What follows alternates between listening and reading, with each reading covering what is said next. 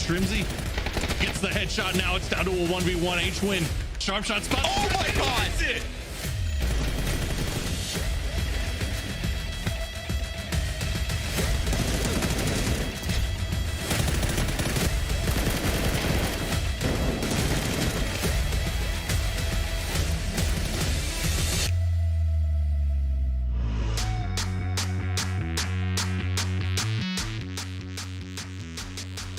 Hello everyone and welcome to day 3 of the ESL PUBG Masters Americas Grand Finals. I am Porosaurus. We have 2 days in the books.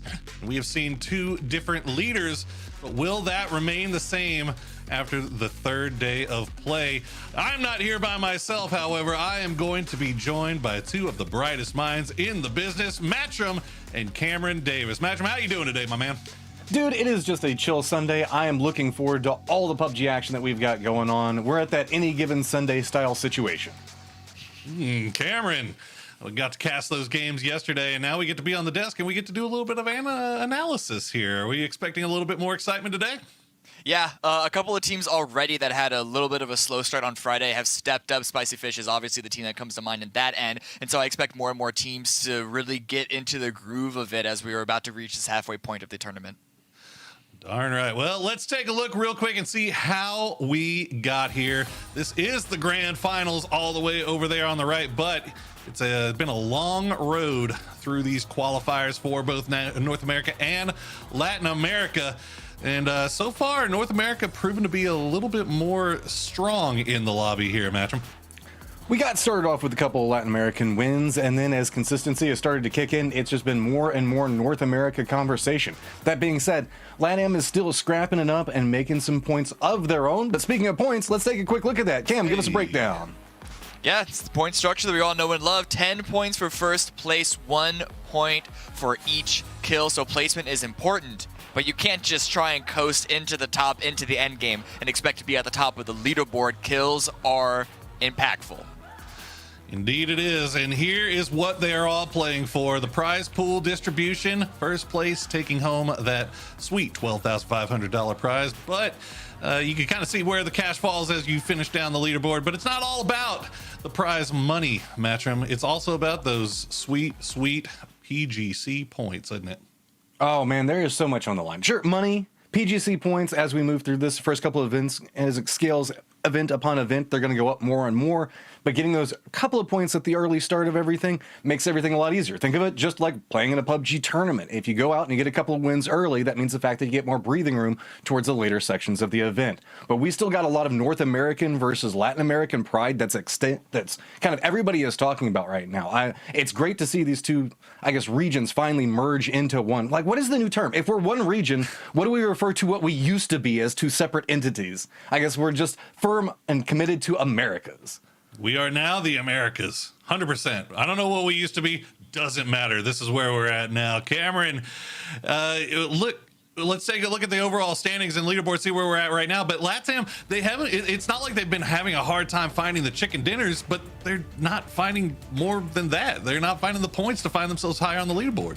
Yeah, and to be honest, a lot of the wins that they've had, I think InCheck's victory yesterday is very key of this. Wasn't the most confident, wasn't the most dominating win. They did have a very fortunate circle go their way towards the end game. However, we heard in Selfish's interview that a lot of these Latin American teams were having a bit of a slow time adapting to the faster, more aggressive meta that North America was bringing here. So I do think that we're going to see better and better performances as this weekend and next week goes on. But as the chips have fallen so far, it is very top favorite for North American teams. Shoot to Kill currently in the lead with a pretty good gap of points above second place. You can see our kill leaders. 300 may have fallen out of first place, Matcham, but Nefahor still holding on to that top spot. And look at that, Haze 10 for 22 Esports, 17 kills as well. Do you expect to see a little bit more of a shake up here in this kill lead standpoint? I don't know, man. Nervor has just been on fire lately. Luke, whenever you're competing up against Luke 12, ALO, Tiggleton, and let's be real, Haston's been having a phenomenal run for 22. I mean, this is a firm, strong play coming out of every single one of these teams. But do note, Haston has a lot of pressure on his shoulders. He's kind of like the star performer coming out from 22 Esports to help them get at least into 7th place right now. The more and more he gels into this means the fact that there is more upper opportunity, but that means if he has a slight failure at any stage in any game, that means it's going to be 22 just sliding down the leaderboard. You don't want to have all your kittens in one basket there, as the old saying goes. I'm sure, maybe I just made that up. I'm not 100% sure. Cameron, Luke 12 leading in damage. Do we expect to see STK kind of still up there at the end of the day? I mean, they had a fantastic day yesterday. I do, actually. And when we look at the damage specifically, they were already at the top of the damage leaderboards, even though they were sitting closer towards the center of the overall points leaderboard. So they were getting the damage, they weren't getting the kills, but yesterday is when they really turned it up, turned it on, they got the kills. Some games the placement wasn't there, such as the game that we're currently watching right now, but even in this game, they went out in 9th place, they still got 11 kills before they sent it to the blue. Yeah, big time grinding there on the part of STK. Matrim, what stuck out to you the most about their performance yesterday? I just feel like, in general, this is what Shoot to Kill, this is the statement that Shoot to Kill was wanting to make at PGIS. There was so much stuff going on, so much side conversations happening. This is their moral victory coming out of PGIS. They were like, okay, sure, everybody else is talking about all these other teams, but we want to make sure you remember that Shoot to Kill is still one of the top North American teams. And it's pride more than anything I feel that Shoot to Kill is playing for at this point. No diggity, no doubt, but it wasn't all about STK, Cameron. Spicy Fish decided to finally wake up and show them what they're capable of. Yeah, they had a little bit of a break on Friday after their domination from group stage, and then yesterday, as you mentioned, they did turn it on. Unlike SDK, they weren't even getting the damage numbers on their very first day here, but then the play, the solo play, the clutch plays that we saw, especially on both Miramar matches, was absolutely ridiculous. This is still a new team. We still have a little bit of questions regarding their long-term chemistry and gelling. But if they can just keep up their individual play style like it has been, at least from yesterday, I expect great things from them throughout the rest of this event. And Sharpshot with one of the most memorable plays in North America in a long time. Matrim, what stuck out to you about Spicy Fish? Dude, look at this. Look at the potential they have to clutch up all the time. This is a team that has so much uptick capabilities. If they can manage to deal with the problems that they're facing in the, I guess, mid stages of the game, moving into the end game where they lose a couple of their members, think about it. We just saw 2 different members clutch up in very pivotal moments. Imagine if they had 2 of those people up at these stages of the game and how much more damage they can inflict on the lobby. I just think that there's more potential that we haven't seen as these guys gel together more. This potential is a big question. I mean, Cameron, 8 points on day 1, 47 points on day 2. Who is the real Spicy Fish in your opinion? You mean like on the team itself? No. Is it day 1 Spicy Fish or is it day 2 Spicy Fish? Oh, the real one? That's the real question though. Because this is such a new team. I do think that because they have been delivering strong performances so much more than they've delivered weak ones, I do think Friday was a little bit more of a fluke. However, the honeymoon conversation is one that's been brought up a couple of times. That is always a possibility there. I really do think that the firepower, the energy, the gusto that they've been bringing is more likely going to be the true Spicy Fish. Looking at the other end of the leaderboard, gas cans have not had the best tournament so far, Matrim. Not only that, they had two games on Erangel yesterday that went Military Island, a circle that's supposed to favor them. What is going on with gas cans? I don't know, man. Like, let's be real. This is not the gas cans that we expected to see. Like, we thought that seeing them in this style of tournament was going to be kind of their last hurrah into that run around, murder everything in the middle sections of the game style scenario that they like to play in. Instead, it's kind of feel like the Guadalajara like dumpster fires. Every single time they try to make a play, it just backfires on them, and I don't understand what's going on. It's not the fact that their shot calling has changed that dramatically. It's just way more passive than it used to be, and it almost feels like if they're not W-King with intelligence behind it, they're just kind of W-King for no reason right now. Well, Cameron, while we are about to get in game, I know we touched on the top of the leaderboard, the bottom of the leaderboard. Any team in particular that's sticking out to you today as one that you are particularly keeping your eyes on? So I think the top performers are going to continue to be that way, but I have my eyes currently set on 22 because, as mentioned, Hazeton has been delivering big numbers, and as long as Biznaga, Ragabal, and Vinny sort of step up their own game to try and match the delivery that Hazeton is putting in, I do think 22 are in the best position of the Latin American teams to put themselves in a better position. I just hope that they start to play a little more proactive in the early game. They drop center, they should have a better, more central position, and more often than not, we find them on the edge. So I think if they get more confident, try and go for riskier early game plays to find better positioning, they could be in a really good spot. Real quick, same question to you, Matrim. 300, man. I know they're in a great position on the leaderboard, and we usually like to kind of spice it up a little bit more, but it's such a new roster, all things considered, and I just love watching their play style. I want to continue to see what they can bring and if they can continue to rack up the points that they've been racking up these first couple of days. I got my eyes on a Cresce, man. I want to see that sparking big performance come out. We haven't seen it just yet, but I imagine it's got to be there. It's in the works, but we are ready to go over to game number 1, where it will be brought to you by our phenomenal casters, Godspeed and Clover. Guys, take it away. Thank you so much, Poro and Godspeed. You know, you and I have kind of talking about this before we started today, and I kind of want to reflect some of the things that they were saying. Gas cans, something is not working with that roster. And yesterday's Miramar game, their second match, it's the only one they got kills on. It's the only kills they got actually at all yesterday. And that's not the gas cans we know and love, especially, as they said, when they had 2 military zones on Erangel. So going into Miramar today, what's your thoughts on the gas cans? I pretty much echo the desk and what you were saying. I mean, I don't know what's going on with gas cans. They have not been able to get anything going at all. We saw in the very first game of this event when they tried to crash 300 that they immediately got wiped. And pretty much from there, I think the tone has been set for gas cans on what they've been able to do so far this event, which is not great. I really don't want to lay into them too much, but at this point, it's been 8 games, and it's been 8 very disappointing games. You know, you bring a good point. It has been 8 games. You know, teams have bad days. Teams have a bad couple of matches. Oh, of course. But to have only gotten this many points, which I think they're at 13, 15. I mean, it's not. It's so little. Like I can't even it's comprehend atrocious. it. There's really no other way to say it. It's really bad. And again, you look at a team like Spicy Fish, they had a bad day as well, which, like you said, every team has bad days. But the difference with Spicy Fish is that, yes, they had a really bad day, and then they brought it back immediately the day afterwards. So, and that's fine. Like, you are going to inevitably have, poor games in PUBG. That's just kind of the nature of the beast. But yeah, gas cans is the last thing I'm going to say about them. I need you guys to step up, please, because it's not looking good. Well, we'll see where this first circle goes and if it's going to do them any favors. And it actually looks like a pretty good circle for them. They're kind of centered right around Al Zahar. So, you know what? You guys were gifted 2 circles yesterday.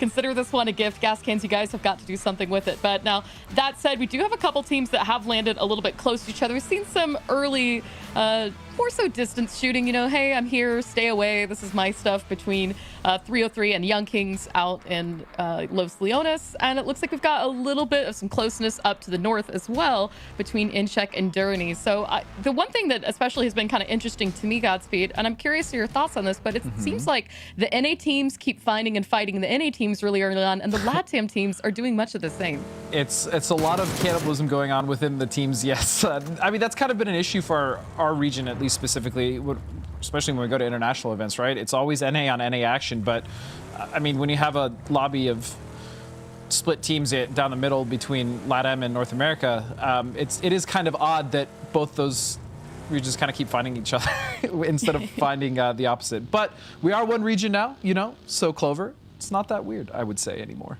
Yeah, and we had a wonderful talk with Selfish there for Incheck, who we were just following a moment ago yesterday, and we got to interview him and ask what are the things that you're really looking forward to about playing in a combined region with North America and LATAM together as the Americas. And one of the things that I thought was really interesting is Selfish said that they actually enjoyed getting into fights with the American teams because they used it as a learning experience.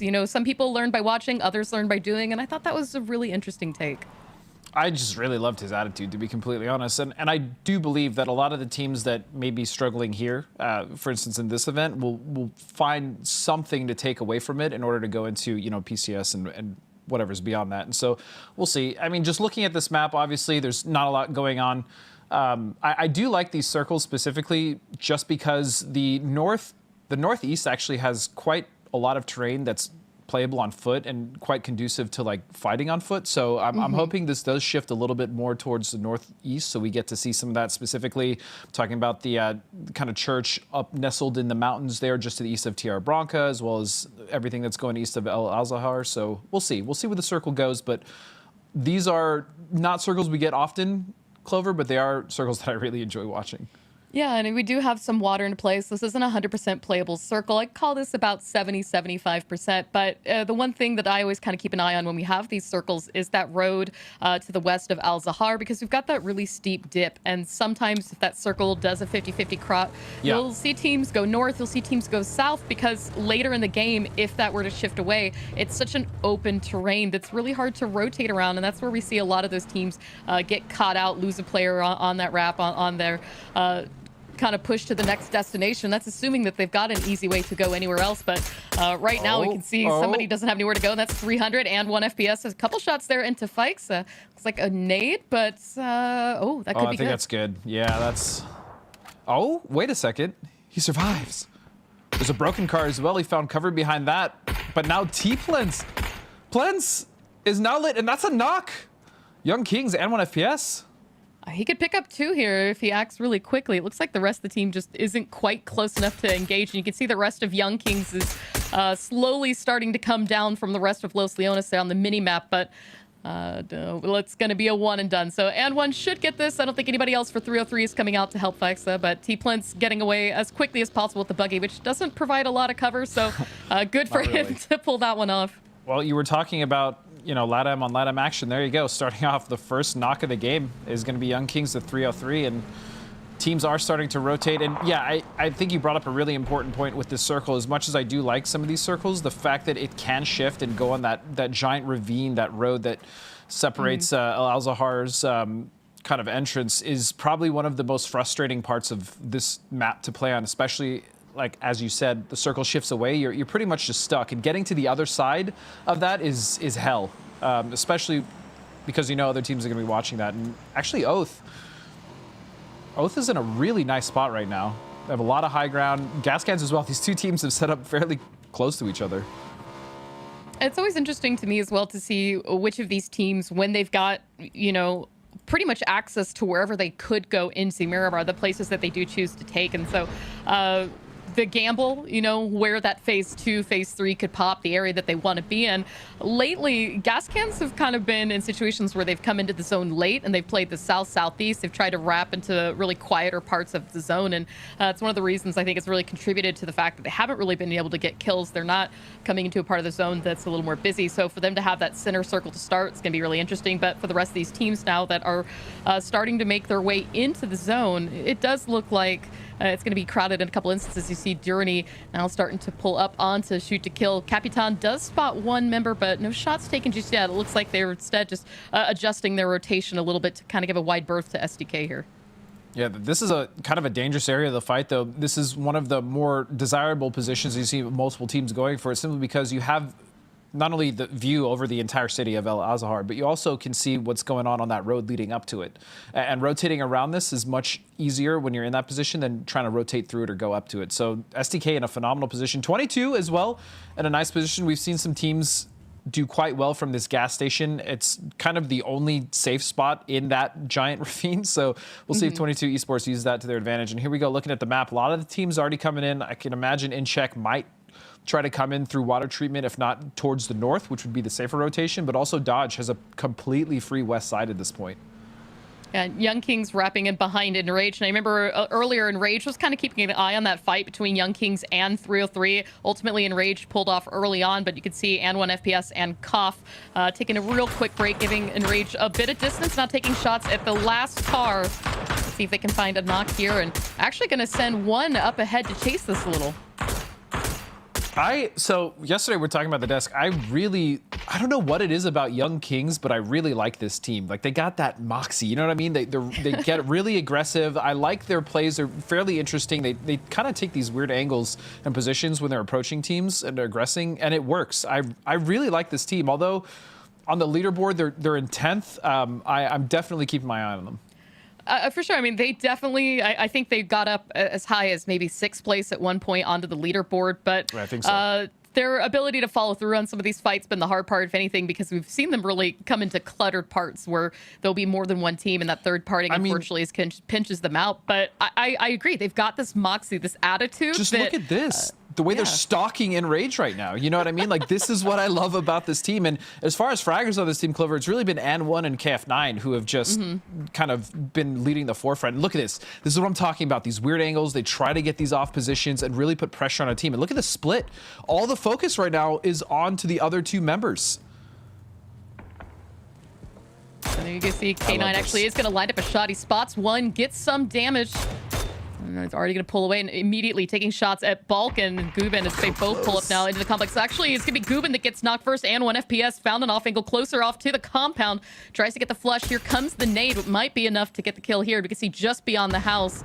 Another peek more for Enrage. So unfortunately, they are going to lose Koff 1 here, but Young Kings picking up 2 kills. And here comes the crash from the rest of the team. K9 with the M4 out, ready to get one. Finds it, but is immediately traded back down as Psycho takes him down. And we can see Hygen trying to get one more up, but no res is coming out just yet as we see the flushes come out. So Psycho versus 2 members of Young Kings. But look at this, shots off in the distance.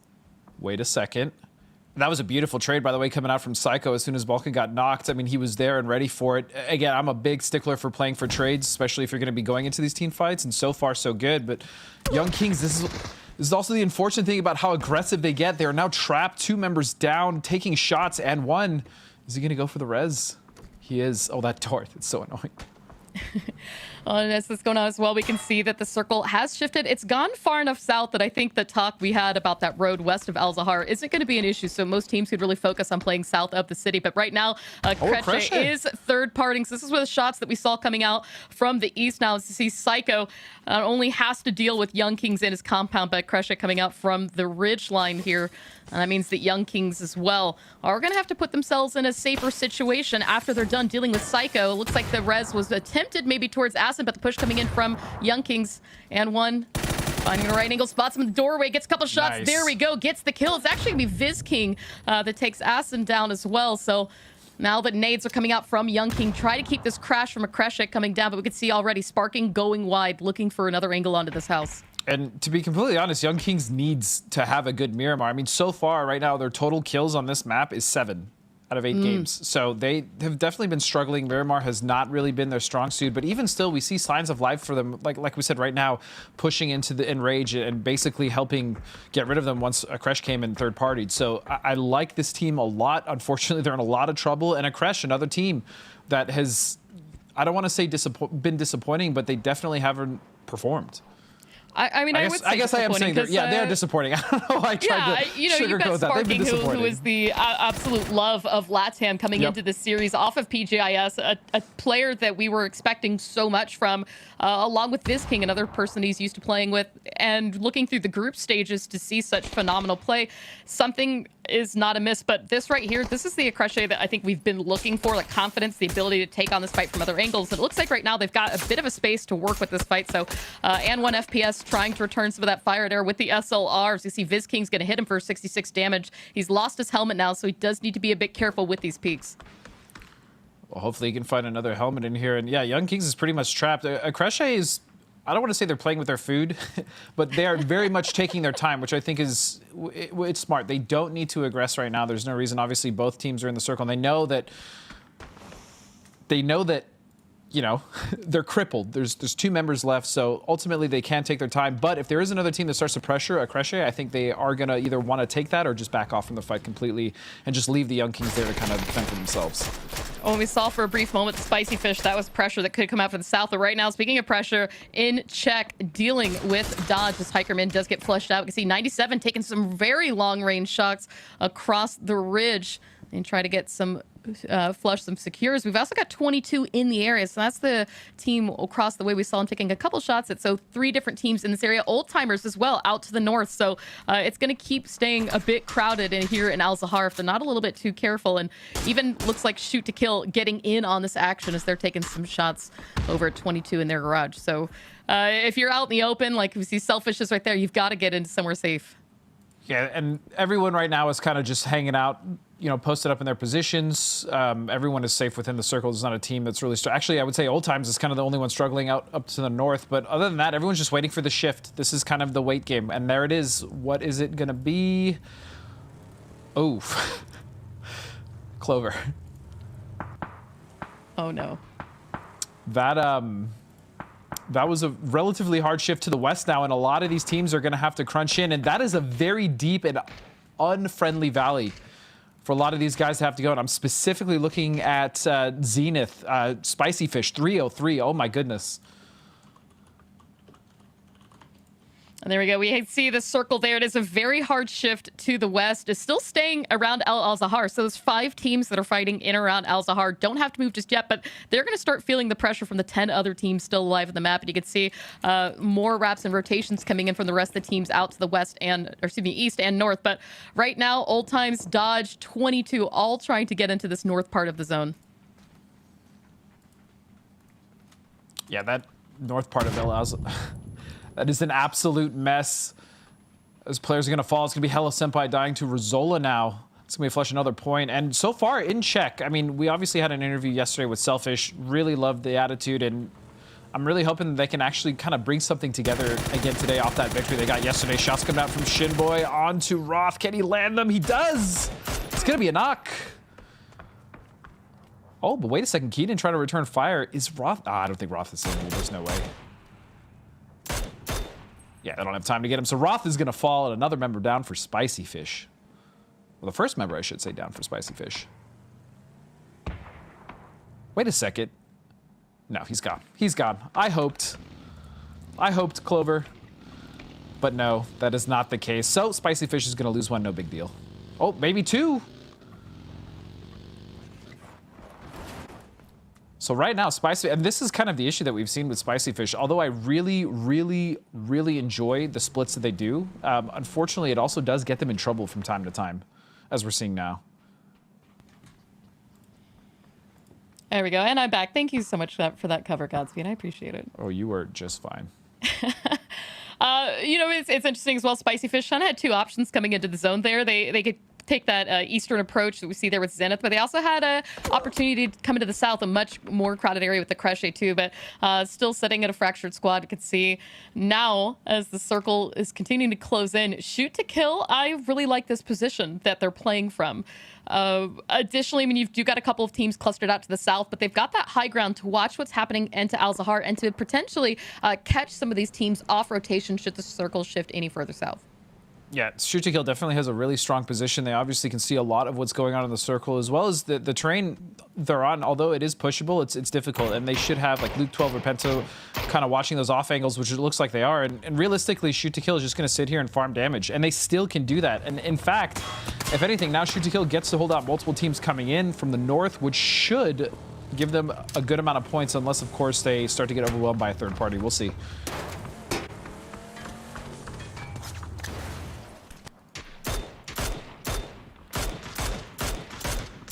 300 now. Leda is taking shots. Those are very long-range shots.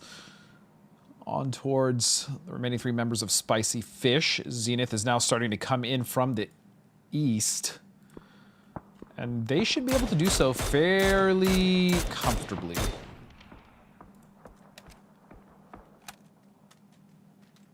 .300 has realistically only had one really kind of poor showing over the last 8 games, which is why they find themselves in a very good place. And even still, I really like the way this roster is coming together. Vox, a lot of really great things to say about his teammates' communication. Obviously seems to be one of their strong points, and it's coming through. But now shots coming out of Poonage going to knock Leda, and Vox going to shoot a completely different team, actually knocking a member of Spicy Fish.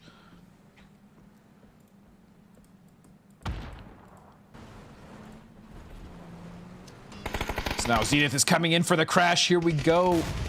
It's gonna get around Baluk. Baluk is actually so low. So much damage so fast. Shinboy coming in to cover. They have a nice little split here, so they are gonna have some firepower coming in from that hill to kind of keep 300 at bay to not be able to finish any of those knocks. There was a lot of damage coming on Manu. Yep, Nade's coming in. It's a good trade right now of utility between both 300 and Zenith Esports. You can see, I mean, like you said, Maluk really survived that crash. There's just a sliver of HP, now fully recovered in Vegas, holding that angle at the top of the ridgeline. This would be a really great opportunity for gas cans to try to capitalize on one or two of these squads as they try to find the angle on top of each other. But right now, you can see Maluk still taking shots with the M4. Just a bit of spray and pray pre-fire, hoping to catch any damage there onto a member of 300, find an opening knock, and give that dinner bell as a means to push. But right now, the clear's starting to come. These are often called the unpushable buildings because of how difficult they can be to clear. But that is not stopping Zenith right now from taking the push. We can see Maluk still edging the doorway, trying to see if they can catch any angles. Vox doing a bit of the same. Yeah, it's very difficult, as you said, to push in this building because realistically, you only have one lane, right, to look at or even to run through. There's different elevations you can get if you're trying to get on top of the roof, but that doesn't ultimately help you inside. This is kind of like a kill zone. We've seen time and time again, one or two players basically hold off a full team from these buildings. So yeah, Zenith is definitely being a little cautious, but as is 300. I mean, this is a really, really good position that both teams have, and neither wants to get wiped here, so they are going to be a little more cautious. And as for gas cans, I mean, they're just chilling. They don't really need to do anything. And I love that there's still a bit of utility. You can see Maluk, after throwing all of that, still has 2 Molotovs in the bag as well. But the circle is going to shift. We saw it there on the minimap. It's pulling away from this compound. So these two teams are going to have to be a bit mindful of this fight. We've seen Oath and a couple of other teams as well. Third party, a bit of damage into various players. So we know that multiple teams do have line of sight onto these compounds. So wrapping and rotating away from this back to the zone is going to be a bit scary as well. And the gas cans might need to be prepared for that. We can see right now, Punich finding another angle. Good shots out from the barrel, but no knock found just yet. Not just yet, and this fight is going to rage on, but the problem is gas cans is actually just licking their lips, waiting for the whoever survives this fight to try to push in a circle, because that should be a couple kills at least coming out for them, unless these two teams just completely destroy each other. Maluka getting another opportunity to heal as well, but looks like a couple more downs onto Zenith. I've seen a few teams light this up as well. Oath had line of sight on this fight as well, and so is Maluk, the last still up. He could potentially get Vegas. I'm not quite sure what angle Leda is holding on to him here. Nope. Leda absolutely ruined that plan, but as Maluk takes the peek, that's it for him.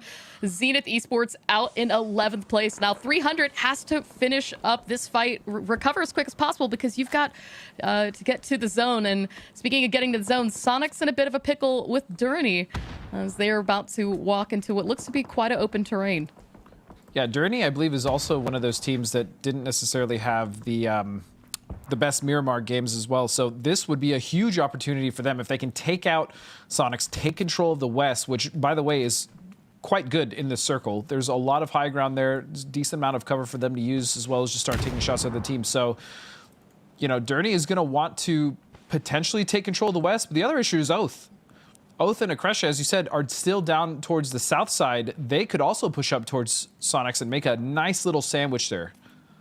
I mean, honestly, like the fact that Oath and Akresha are fighting each other is a really good distraction for the teams on the east and west, because we've seen Snakers get a few knocks. They were getting knocks into that 300 fight against Zenith. They've been doing damage out to Sonic. So the longer this fight could go on, the better it's going to be for some of those other teams to get in the zone.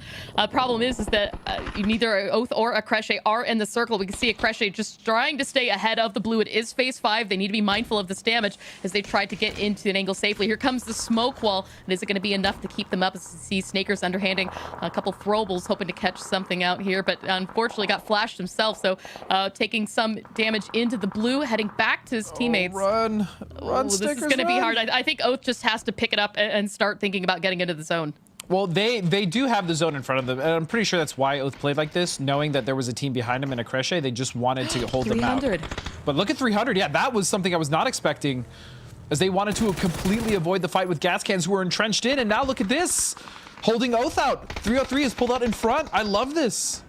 A big thing, though, we can see is that Kreshe is really just completely falling out to the zone. Snakers is going to fall out as well. And just as Balefrost tries to get in, shots coming out from 300, and that's going to get more damage down to Oath, who just narrowly escaped into zone. The circle is going to shift, and it's going to be close to both of these two teams still fighting, so they don't have to move too far. But you can see now gas cans have sent 2 up to keep a watchful eye on this, as Nikus is actually going to get a knock there onto Neferher. Finds the flush as well, and a much-needed kill. Total for 2 now for gas cans. You know what? They're stepping up their Miramar game. This is what I love to see. And oh, how the turntables, Clover, because Oath initially was the team that wanted to hold out Akreshie and hold out the teams on the edge, and now they're fighting themselves because of what 300 did. They pushed in front, they caused them to stop, and now Gas Cans is starting to flex.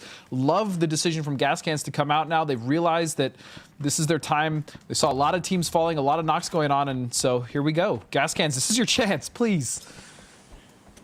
And this is such an interesting zone to me as well, because we really don't have any compounds to play. It's all open high grounds. You've got a little bit of dips, a couple of rocks and trees, but with 8 teams, 22 alive, and people starting to get their way in the zone, you can see everybody's really on top of each other. There's not a lot of places to hide. A bit of hard cover there. Haston was hoping to help him, but it wasn't going to be enough. Sharp Shot finds the angle there.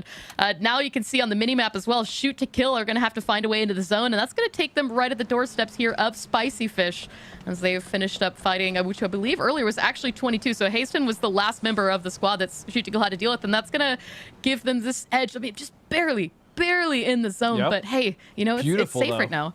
The way they came in, the pre-smokes, everything, love to see it from Shoot to Kill. They're still 4 strong as well, but moving on, look at Oath now, about to fight Sonics. And Dirty is still up in the north. There's actually just 1 member left, I believe. Yeah. Dirty got, unfortunately, just kind of dismantled piece by piece, and it's kind of left that third-party option completely off the table, and Relo's going to find a knock. Ooh, and a bit of damage onto by Zampa is going to push Relo back, but you can see Kickstart still wrapping, trying to find an angle onto Sonics as he's got a couple throwables out towards him. Looks like a flashbang, but hoping to catch him on the peak with the Mini 14. No damage just yet. We can see more throwables coming back out, but Kickstart also need to be careful. He does have a broken vest, so any chest shots would be an instant knock for him here. And you can see Sonics, you know, they're just choosing to fully commit to this fight. Shrimsy getting the res onto H1 as Zampa holds the angle. This is what you love to see for Sonics as they try to keep 4 up. And meanwhile, STK and Spicy Fish are going at it. But I agree. I think the play here for Sonics is to kind of just take control of their side of the circle, which is what they've actually done. They've bought themselves some space, and now they can really start to kind of dictate their will on some of the other teams, specifically in the north if they want to. I mean, they have a lot of room to work with, and that's ultimately what they earned. And look at this. You gotta love it. I mean, Emmy was lying prone, just trying to be a snake amongst the rocks there. Did get the knock and flush onto Alo, but the rest of Shoot to Kill, a bit curious as to what that actually was. Penta and Luke tried to get a little bit closer to investigate, but you can see they've still got to be a little bit careful of the gas cans. Now, Circle did shift farther to the east. That's awesome for Keenan, for Spicy Fish, the last player still up. Everybody else is going to have to inch that way, and you can just see, I mean, people have kind of been playing the edge because it's the best way that they can keep themselves a bit protected, having what little coverage has remained. So this fighting now coming out from Oath, though, looks to be completely locked in to the gas cans, as we can see Tiggleton still needing to deal with Penta and Luke 12. And shout out to Spicy Fish, man. I mean, it's just Keenan left, but they had to fight multiple teams in order to survive. And that's kind of been the story, actually. Even in the first day when we were harping on Spicy Fish a bit, they were still just in constant fights, getting what kills they could. So this is definitely a scrappy team. 5 kills. Keenan's still alive. Oh, he doesn't have a helmet. He does not have a helmet, no. And here comes Kickstart. Oh, I love this. Well, this is good high ground for Sonics to play from, but you can see Kickstart still trying to get some throwables back up there, give him some space to deal with. Oh, no. I don't think he knows he's in there. No, he suspects. Oh, there you go. Leda jumping out just in the nick of time, but just as he lies prone, Kickstart saying, so absolutely not. You can't. Not well even. Played. Well played. Yep, very well played, Kick. You got to give Leda credit.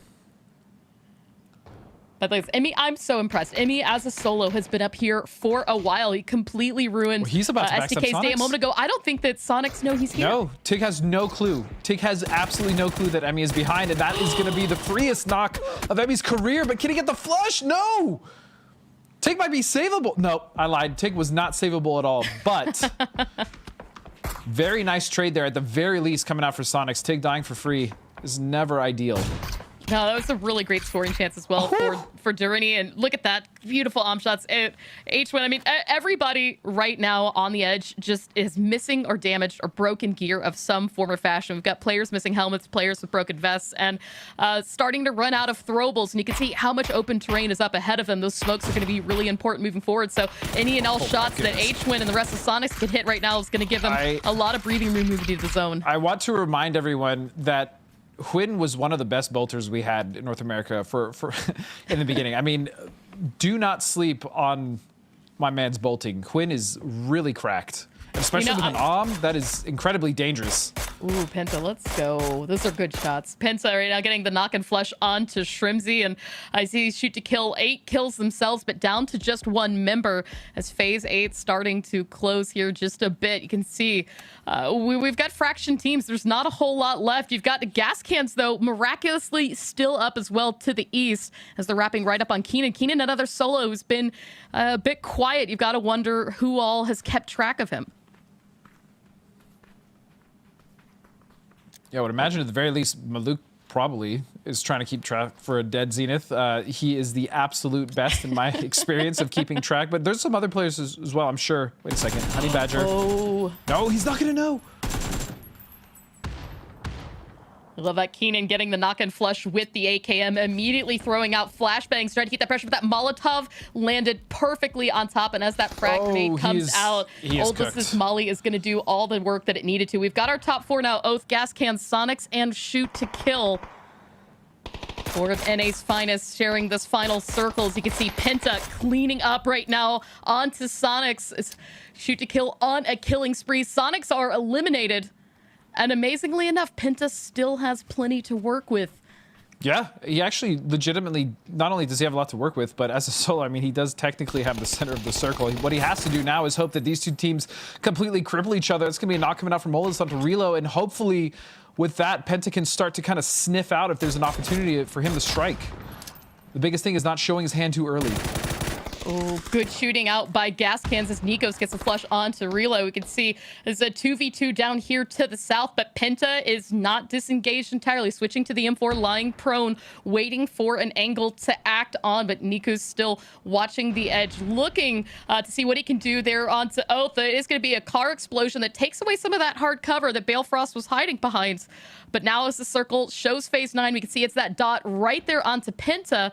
Guadalajara Gas Cans might be able to spot him out and could play this angle against Oath. Oldest might just step on the snake that is Penta. Maybe not before he gets shot up 5 HP. Oh, kickstart.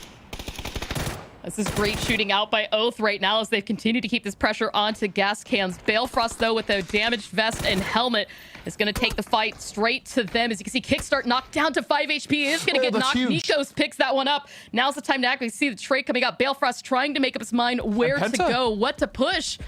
Penta started throwing. He gets the kill. He was actually throwing utility as well, so he showed. They now know Penta is on center dot.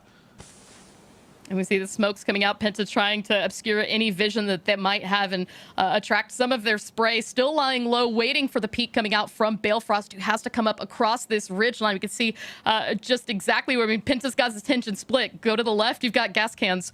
Go to the right as well, we've got SDK. All right, here comes Oldest now. It is a 2v1v1. It looks like they have shifted their focus over towards Balefrost, which should actually give Penta a little bit of room to work with. But now they're split. They're actually just using their utility everywhere. Gas Can's trying to figure out what they want to do here. Oh, Penta. And what they want to do is get knocked.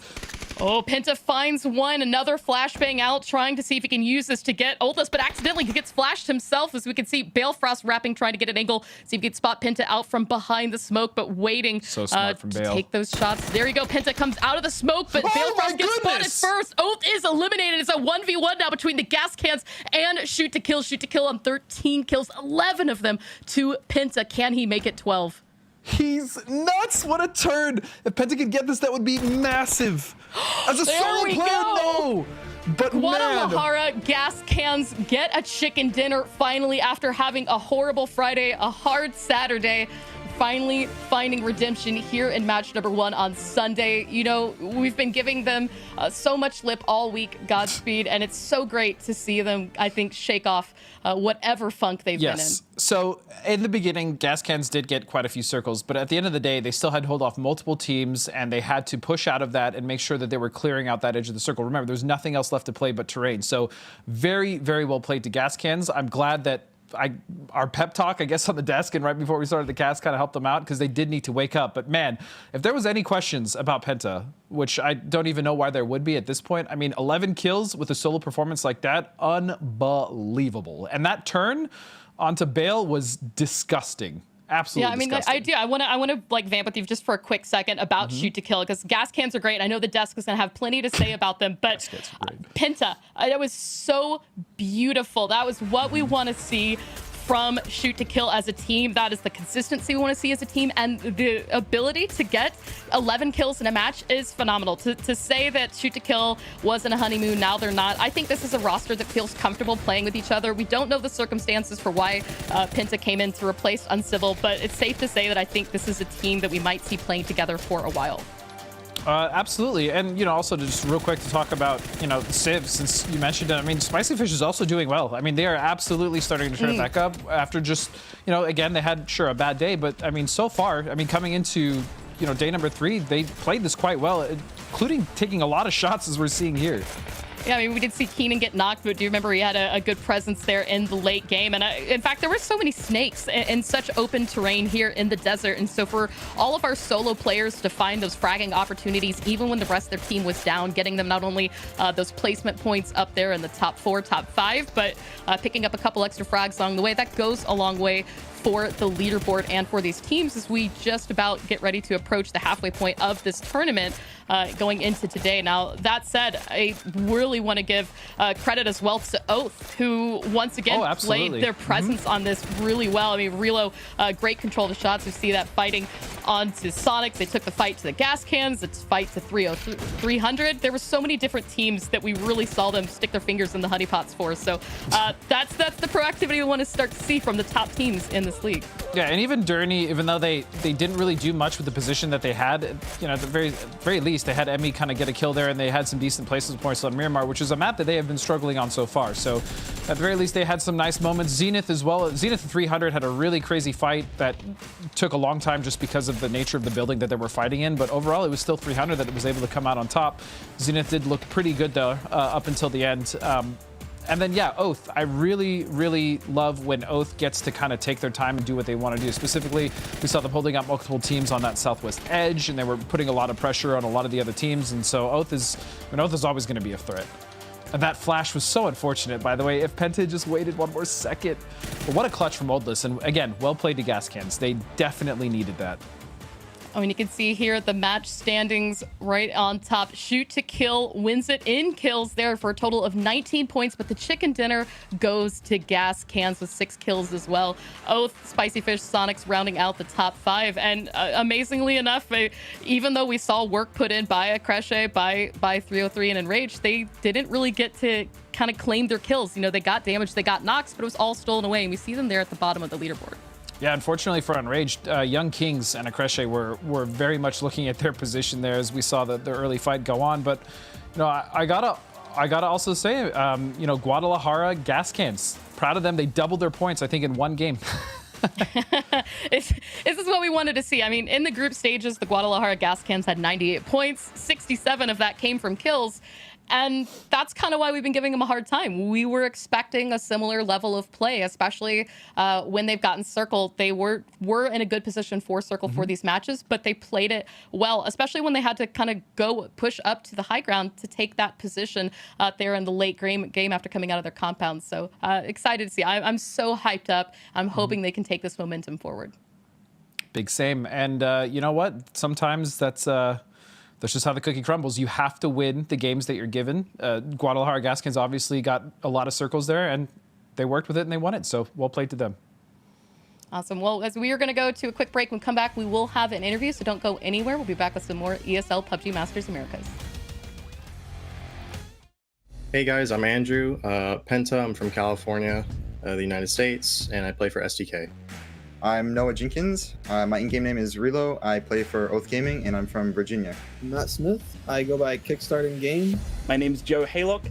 I go by the name Honey Badger in game, and I'm the IGL for the Guadalajara Gas Cans. Our biggest competition in NA is Sonics or Shoot to Kill. Probably Sonics, just based on their play style. They like to play a lot of what we would normally rotate into.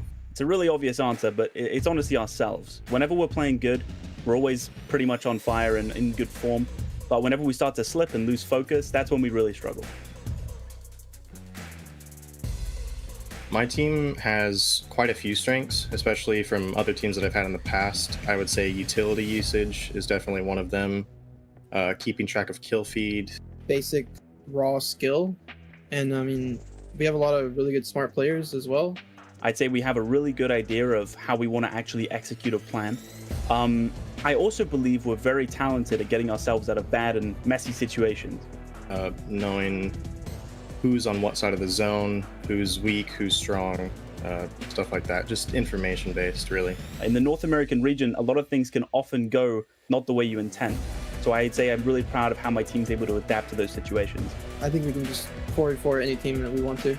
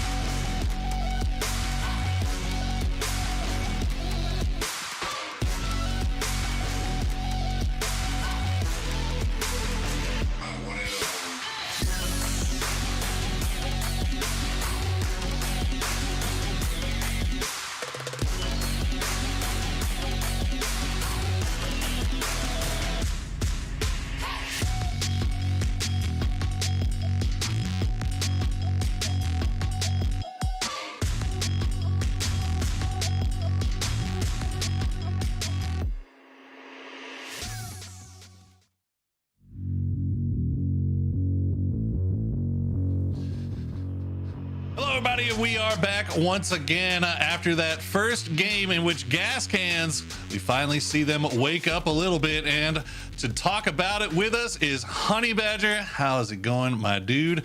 Great first game here. I gotta point it out, man, doubling your points in one game. Oh, boy.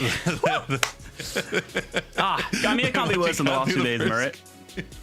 It's true. Oh, well, hey, you know, obviously you guys have been around the block for a long time. You know how to deal with the rough times from having a couple of bad days first here. So how are you feeling after this first game? You think you guys have maybe turned the corner here?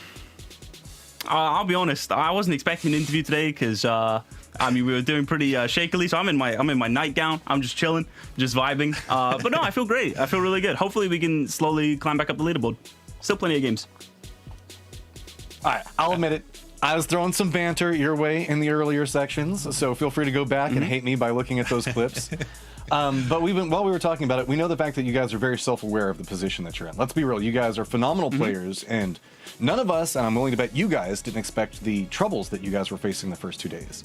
Can you give us a little bit of insight on what's been going on? Because it doesn't feel like you're the hyper-aggressive gas cans that we're familiar with. It's a little bit more passive on that side. Yeah, I mean, there's always so many different issues in PUBG when you're like starting to do bad. It's never just one thing. Sometimes it's bad scouting, sometimes it's bad decision making, sometimes it's just individual mistakes. But for us, because I know you guys probably just want to know what to call it. I'd say it's playing too quickly. It's just making too hasty of decisions. So if we look passive, it's just because we're trying to slow it down. There's a couple of moments where we played way too fast. So yeah, just trying to slow it down. Yeah, so, I mean, you can definitely see that sort of readjustment, and as I use an analogy a few times, is there's a bit of a pendulum as you go too fast and then you try and back it off, and you go too slow, and eventually you'll find that nice medium again. And even though you did win this game, we were commenting in the green room is that you guys were still like really close to the edge, almost scared to push in a little more, and we do know how open that end game terrain was, so I don't know if anyone would have expected you guys to just try and flood the whole field. But after that win, obviously, as you mentioned, there are so many different variables, but how long do you think it'll take for you guys to be back to the gas cans that we know and love and find that perfect pendulum medium of the aggressiveness but controlled that you're so good at? So I'd like to see it next match. It's obviously PUBG's so varied, right? Not only the mistakes varied, but I mean, next game might just be a game where we have to sit in a compound again. You kind of just have to be adaptable. Like if there's a game where we have to bring the aggression, I'm confident we'll bring it. That game just happened to be a slow one. So yeah, I mean, next game we'll see it. I know you guys have recently made a roster change, bringing Adam. How's Adam fitting into the squad? Oh, Adam's great. He keeps vibes good. He's really intelligent and he tracks kill feed really well. Like that guy is he's just like a human kill feed tracker. It's really good. It keeps us calm, keeps us leveled. He keeps us grounded and humble. It's really good. That's what we like to hear. Grounded and humble, man. I just gotta say, look at how, okay, we've been throwing some hard questions at you, Honey Badger, this whole time, and you've just been sitting there smiling, taking it. I love the energy you bring in every single time, whether it's on social media, sometimes on Discord, it gets a little spicy, but I still appreciate it. But just your overall mental in this game and how you guys are always capable of rebounding, that's what I love about your team. It's not perfect. I'm definitely the weakest on it, on my team. But my teammates are really good, and they keep me really, really humble. So I'm happy for that. Well, thank you so much for joining us. Do you have any shout outs that you want to make while you're here, and shout out the fans, maybe? Yeah, just shout out to the fans. You really see the true fans when you're in last place. That's all I'll say. So the people that stick through with us, I really appreciate you guys. Thank you. Well, thank you so much for joining us. Hopefully we'll see you guys back up here. Maybe we'll get another interview with maybe another gas can. But thank you so much for joining us. Perhaps. Let's take a look at the leaderboards to see where gas cans have found themselves after that first game. But as you said, Matt, great attitude coming out from Honey Badger is definitely something that we're used to seeing from him. Well, that's what you want to see. You can see he wasn't hesitant about this. He knew the fact that his team was in last place. He wasn't trying to milk it and try to make excuses. They were very aware that it was on their shoulders and their burden to carry moving forward, and that's the way that they're going to play it. Sure, this is not as high up in the leaderboard as they wanted to climb, moving from 16th to 15th, but it's a start. Yeah, it's forward in literal definition only, because unfortunately it was such a low kill victory for them. I think it was 4 or 5 kills that they had at the end there, because really that was Penta's game taking over the end game. It was a good secure by them since they did have the man advantage, and a nice 1v1 victory there by, I believe it was Oldless. But still, baby steps, right? Yeah, I mean, look, hey, what is it? The old saying, the journey of 1,000 miles starts with one step. Well, this is the one step for gas cans. But man, Penta, what is it? What is he now? Deca +1. I don't know what the word for 11 is. What a performance! 11sies. His new nickname is just going to be 11sies. Let's just call him that. Yeah. I'm down with that. 11sies. Is that for you, Cam? Are we down with 11sies? That's fine. Yeah, it's good. That is a slight difference in total kill there between gas cans and SCK for sure. And there you go, your kill leaders from that previous match. I imagine that we're gonna see Penta maybe sitting at the top of the overall kill leaderboard after this one. What do you think, Cam? Oh, see, now you're trying to jog my memory. I think with 11 kills, you might be right. Neverhorror where was Penta on that list? Was he even on the initial top 5 list to begin with? I can't honestly remember. It was Luke 12 and Alo were the but nonetheless, Penta 11 is more than half of what Neverhorror had from the first 2 days combined anyway, so there is a really good chance. Kid's nuts, man. The kid's nuts. I mean, and Matt, I know you wanted to kind of talk a little bit about just solo performances. Well, there you go. 22 for Penta, gonna put him at the top over Haystan and Nefelhor. But Matt, I know we wanted to talk a little bit about the importance of those solo performances yesterday. I mean, we saw them yesterday, the big solo performances. Now we come in here today, and it wasn't just Penta, was it? No, I mean, there was so much that was going on inside these individual actions. Whenever we look back, we saw the fact that it was Leda, Emmy, Keenan, and naturally Penta himself that were solos up and massively influential in these last couple of sections and what was going on. And I just got to say this, being able to clutch up is a pivotal part of what we're looking at specifically in this tournament. And having players that you can lean into and that are aware, okay, this is where I have to make the play. Because there was one point, I remember it was whenever Penta was shifting down after they just lost one of their members. I was talking to you guys and I was like, oh no, Penta, this isn't how you do this. For the res. And then he just starts murdering the world there. So that's the way you want it. You want to have the confidence in your players, and you want your players to feel like they have the freedom and the ability to try to make those clutch plays. Because I'm sorry, I've seen you, chat. You guys are talking a lot of trash about Penta, and now it's time to shut up after that last game. I mean, that's international, chat.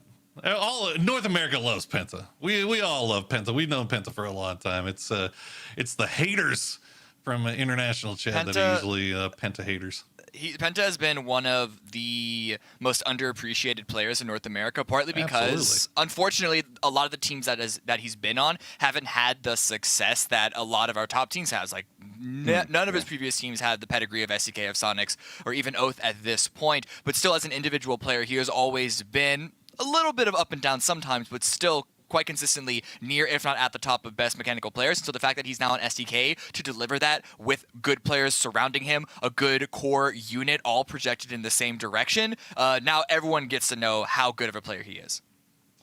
Well, after that first game, now we're moving on to the next few rounds. I know we take a look at the leaderboard. Matrim, STK, are they starting to maybe build somewhat of an insurmountable lead? Who is your best chance at maybe chasing them? Whenever we say that, doesn't always seem to be that somebody starts trying to catch up to him the moment afterwards. At least with the way iCaster curse things, it always seems to happen that way. I mean, Shoot to Kill is playing in a dominant fashion. Let's be real. Like, that last game was a statement in and of itself for Penta, but Shoot to Kill in general has come into this and said, hey, it's time for you guys to remember that we're as good as all of our fans say we are. Because let's be real, they get some fandom on social media as well, but for damn good reason. Now the question does arise, like you were leading into, and I'm going to be honest, I got to glance back at the leaderboard, because whenever I look at it, it's hard. Let's be real. Whenever you got a solo player that's getting that many kills in the last round, it's going to be hard to catch. So now it's just a matter of who else can rise to the occasion, and we do have a couple of new teams, such as 300, that have that capability. Well, is it going to is STK's dominance going to depend on Penta continually getting 11 kill performances? Hopefully not for them, but we get to find out now, because we are heading into game number 2 with your casters, Clover and Godspeed. Guys, take it away. Thank you so much, Pora, Matcham, and Cameron. Now, Godspeed, that was, as you heard, a crazy game. They're talking about performance that we saw from Penta and Shoot to Kill. We're going into one more Miramar game before we switch over to Erangel, but they did bring up a good point. I mean, 300, Zenith, these were teams that had really good games previously on this weekend on this match, and I'd say 300 still had a pretty decent match that last round as well. What are you looking forward to as we go into the last Miramar for this weekend?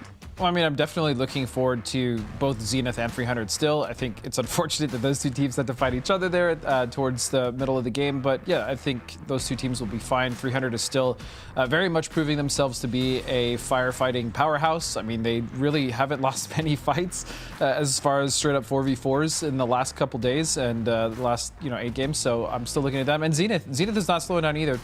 I wouldn't even really call that a bad game. It's just, again, they just lost a fight there. And it was a close fight. I mean, there's a lot of damage going throughout. So looking forward to that, and hopefully I really want to see it. Cresche do well, man. I'm a Sparking fan, and it's been rough. It's been rough for that team so far, to say the least.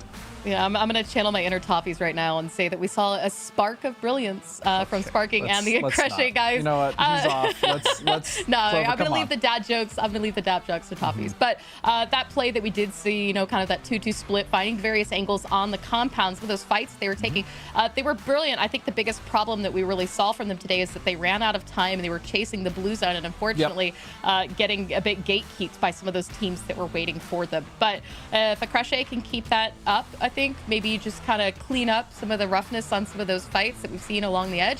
There's definitely, I think, maybe a potential for a comeback for them this event. Well, I also would honestly just like to see Latin America really start to fire up and give it to some of these NA teams, obviously, because it's kind of been the NA show, to be completely honest. And going into day one, at least, it seemed like Latin America was here to play. It's kind of been a struggle for some of the teams now, but you know what? Hopefully, going into the last Miramar of this week, really, this weekend, we'll see what they can do. And ultimately, I think looking at the stats, it's been mostly LATAM teams that have kind of struggled, actually, on Miramar. It doesn't seem to be their map.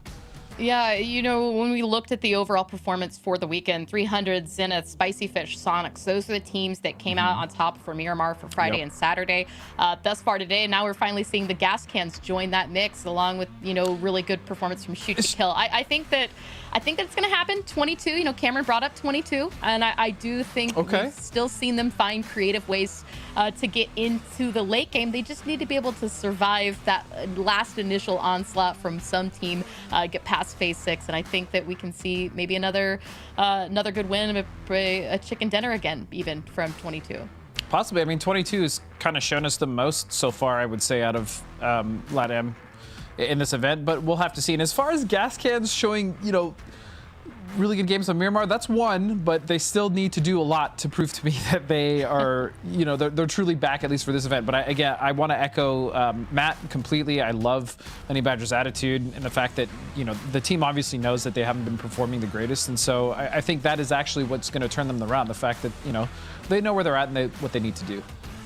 Yeah, I think keeping yourself in check is one of the most important things. And we've seen some there. really good attitudes coming out from a lot of these players. I think that maturity has resulted in a lot of strength and growth for some of these teams. But, you know, at the end of the day, it really is going to come down to, you know, taking that attitude and turning it into action. So that said, you know, we've got a decent flight path to start. We're 3 to 9 o'clock here. A bit of water. The rocks were kind of into play. It always makes it a little bit of an eyebrow raise to wonder if we're going to get any of the water. We could see if it were to go east again, 300 might be in a good position. That would once again be a good circle for Gas Cans. But as we just kill a little bit of time to see where that zone goes, for right now, there's not too much action.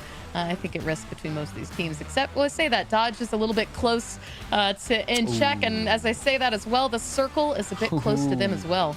Spicy Fish have an amazing spot here, as well as Zenith. I mean, this is a pretty standard circle. We used to see these all the time. So these Monty circles, we're used to them. Just depends on where they shift. A lot of these teams actually already have set rotation paths coming into the. Obviously, Old Times is be coming in from the south.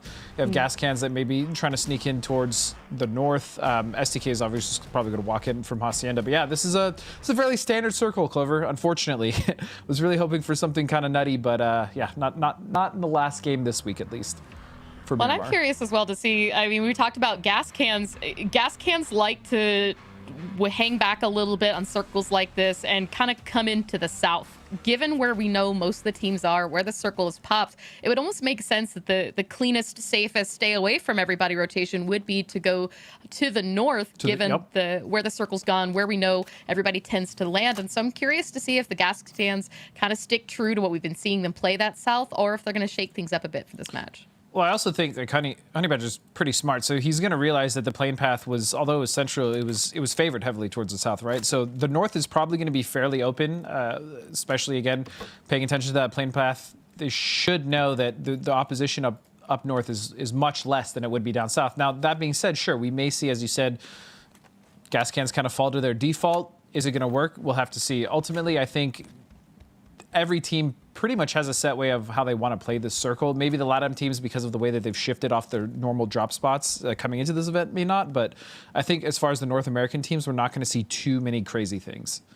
Well, you bring up a good point about the fact that the LATAM teams have changed up drop spots. The entirety of scrims leading up to this event, we saw hot drop after hot drop after hot drop. And even on day one, we had hot drops between Acreche and 22 while they were fighting over the school apartments. And I think that ultimately a lot of the LATAM teams decided that it was in their best interest to just go ahead and give the drop spots up.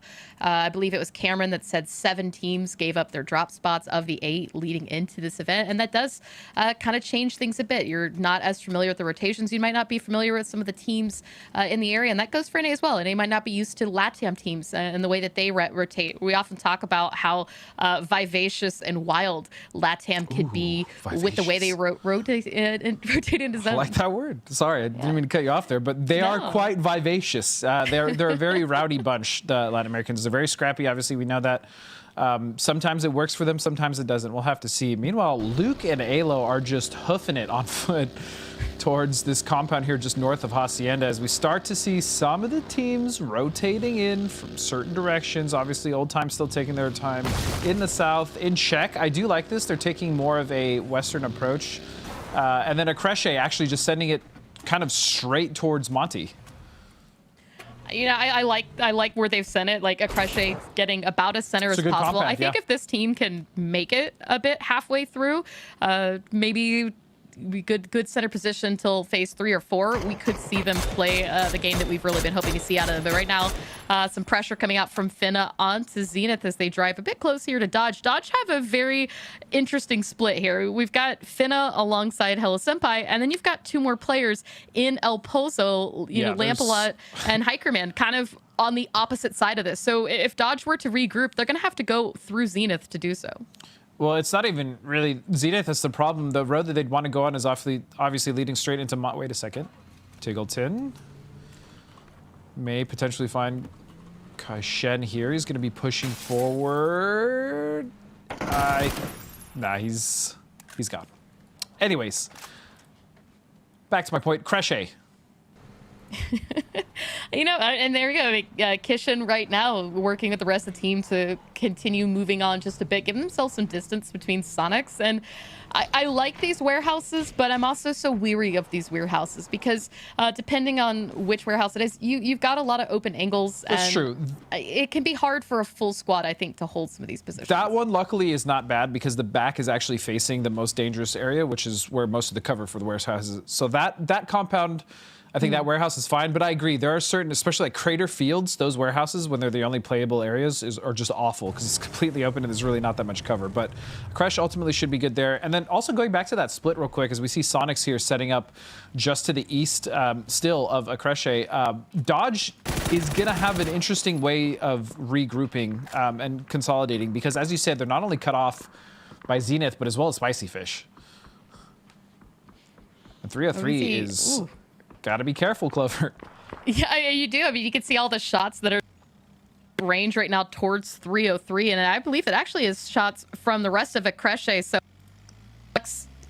done looting. I think the question now is, do they go and rejoin their teammates? And doing that would take them very close to Zampa and the rest of Sonic. So it's going to be a bold play. But you can see here right now we've got 22 Esports on top of Durrani. And speaking of on top Durrani, Panda actually has a beautiful angle there up top on the ridge line. It's going to get Reggie well down to 5 HP, but Reggie's got the space to stop and heal. But you can see Low Quicks holding the angle, waiting for the rest of the push coming in from 22.